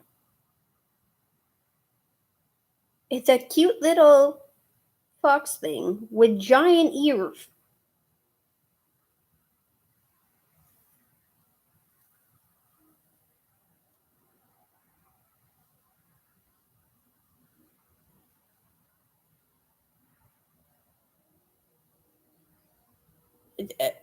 I don't know why your mind is suddenly in the gutter.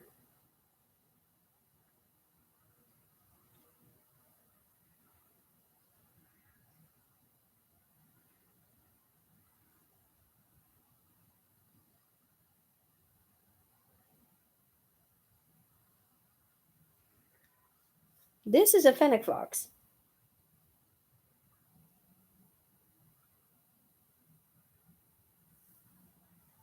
That is a Fennec Fox. Like,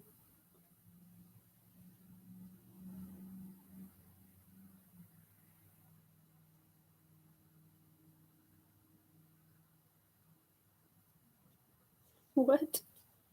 That red and silver tinsel makes it look like they are in a Pokeball. Okay, I didn't even plan that, but that's actually kind of cute.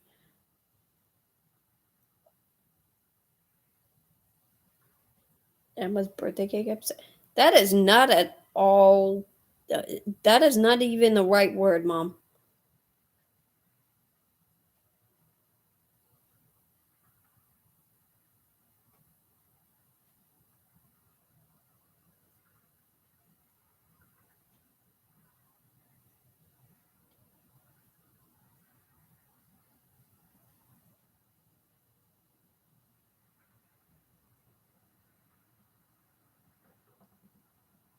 That is not even the right word. I'm not going to say that word on screen because that would be rude. But yeah, now that you mention it, Seal, it does kind of make them look like they're in a Pokeball. Although this is actually gold and red tinsel, not silver. Yeah, this one back here is gold. It just looks kind of silvery because of the light from outside.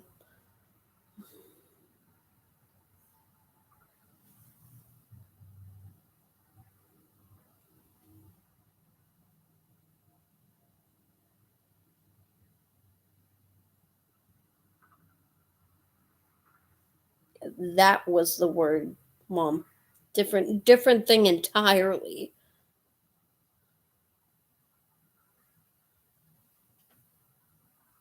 different thing entirely. No, no, no, no.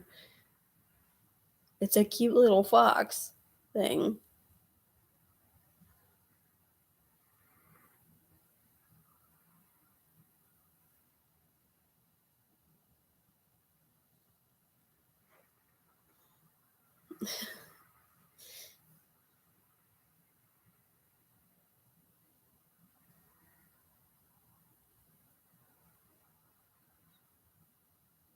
But yeah, no, no. Fennec is just the name of a species of fox.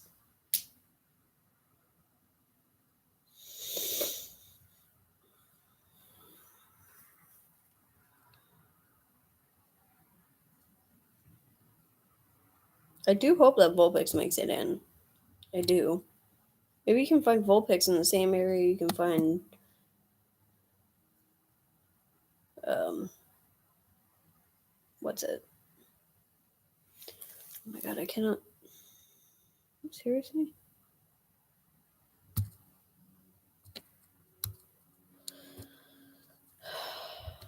Come on.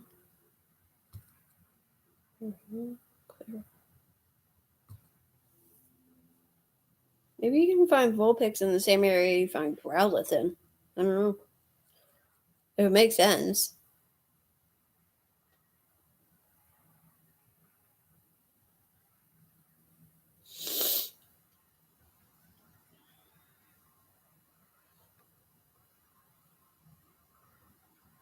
But I can't believe you've actually never heard of a fennec fox. That's odd. She may not be watching right now. I know she had an appointment somewhere to go get food.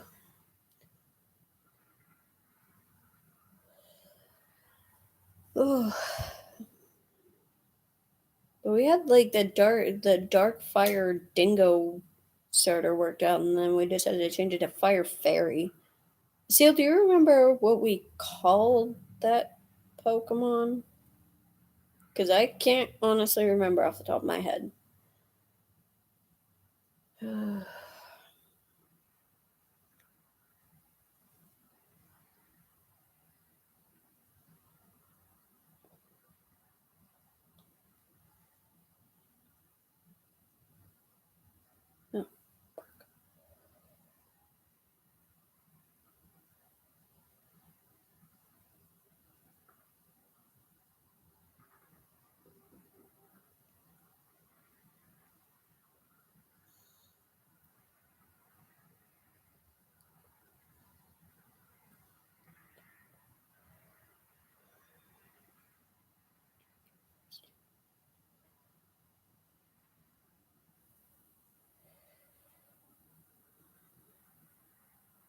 Okay, if you say the two words, they do sound a little similar, but they're not the same at all.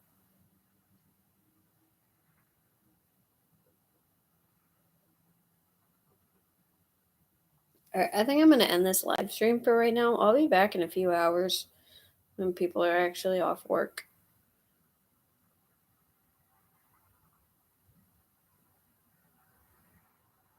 Okay, well, we'll figure that out later, I guess. Do you want in on that server or no? That's what happened 3 times last night.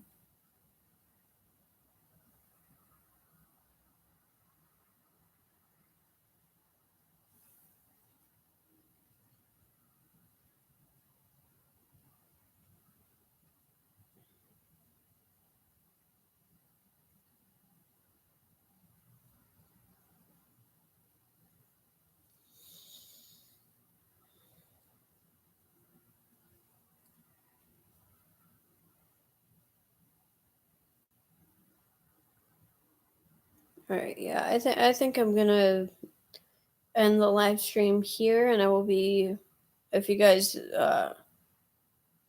ask for it, I will be back in a few hours when people are actually off work. Otherwise, I will just come back next weekend. Not this weekend because I have to work, but next weekend. I won't be on Thursday, obviously, because, Thanksgiving in the US. But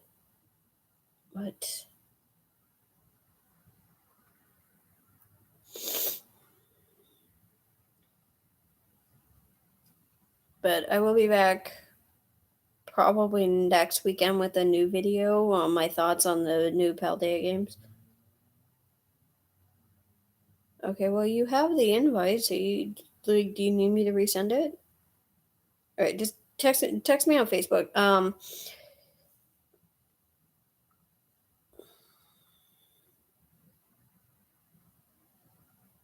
Text me on Facebook about that, and then we will get back to you on that.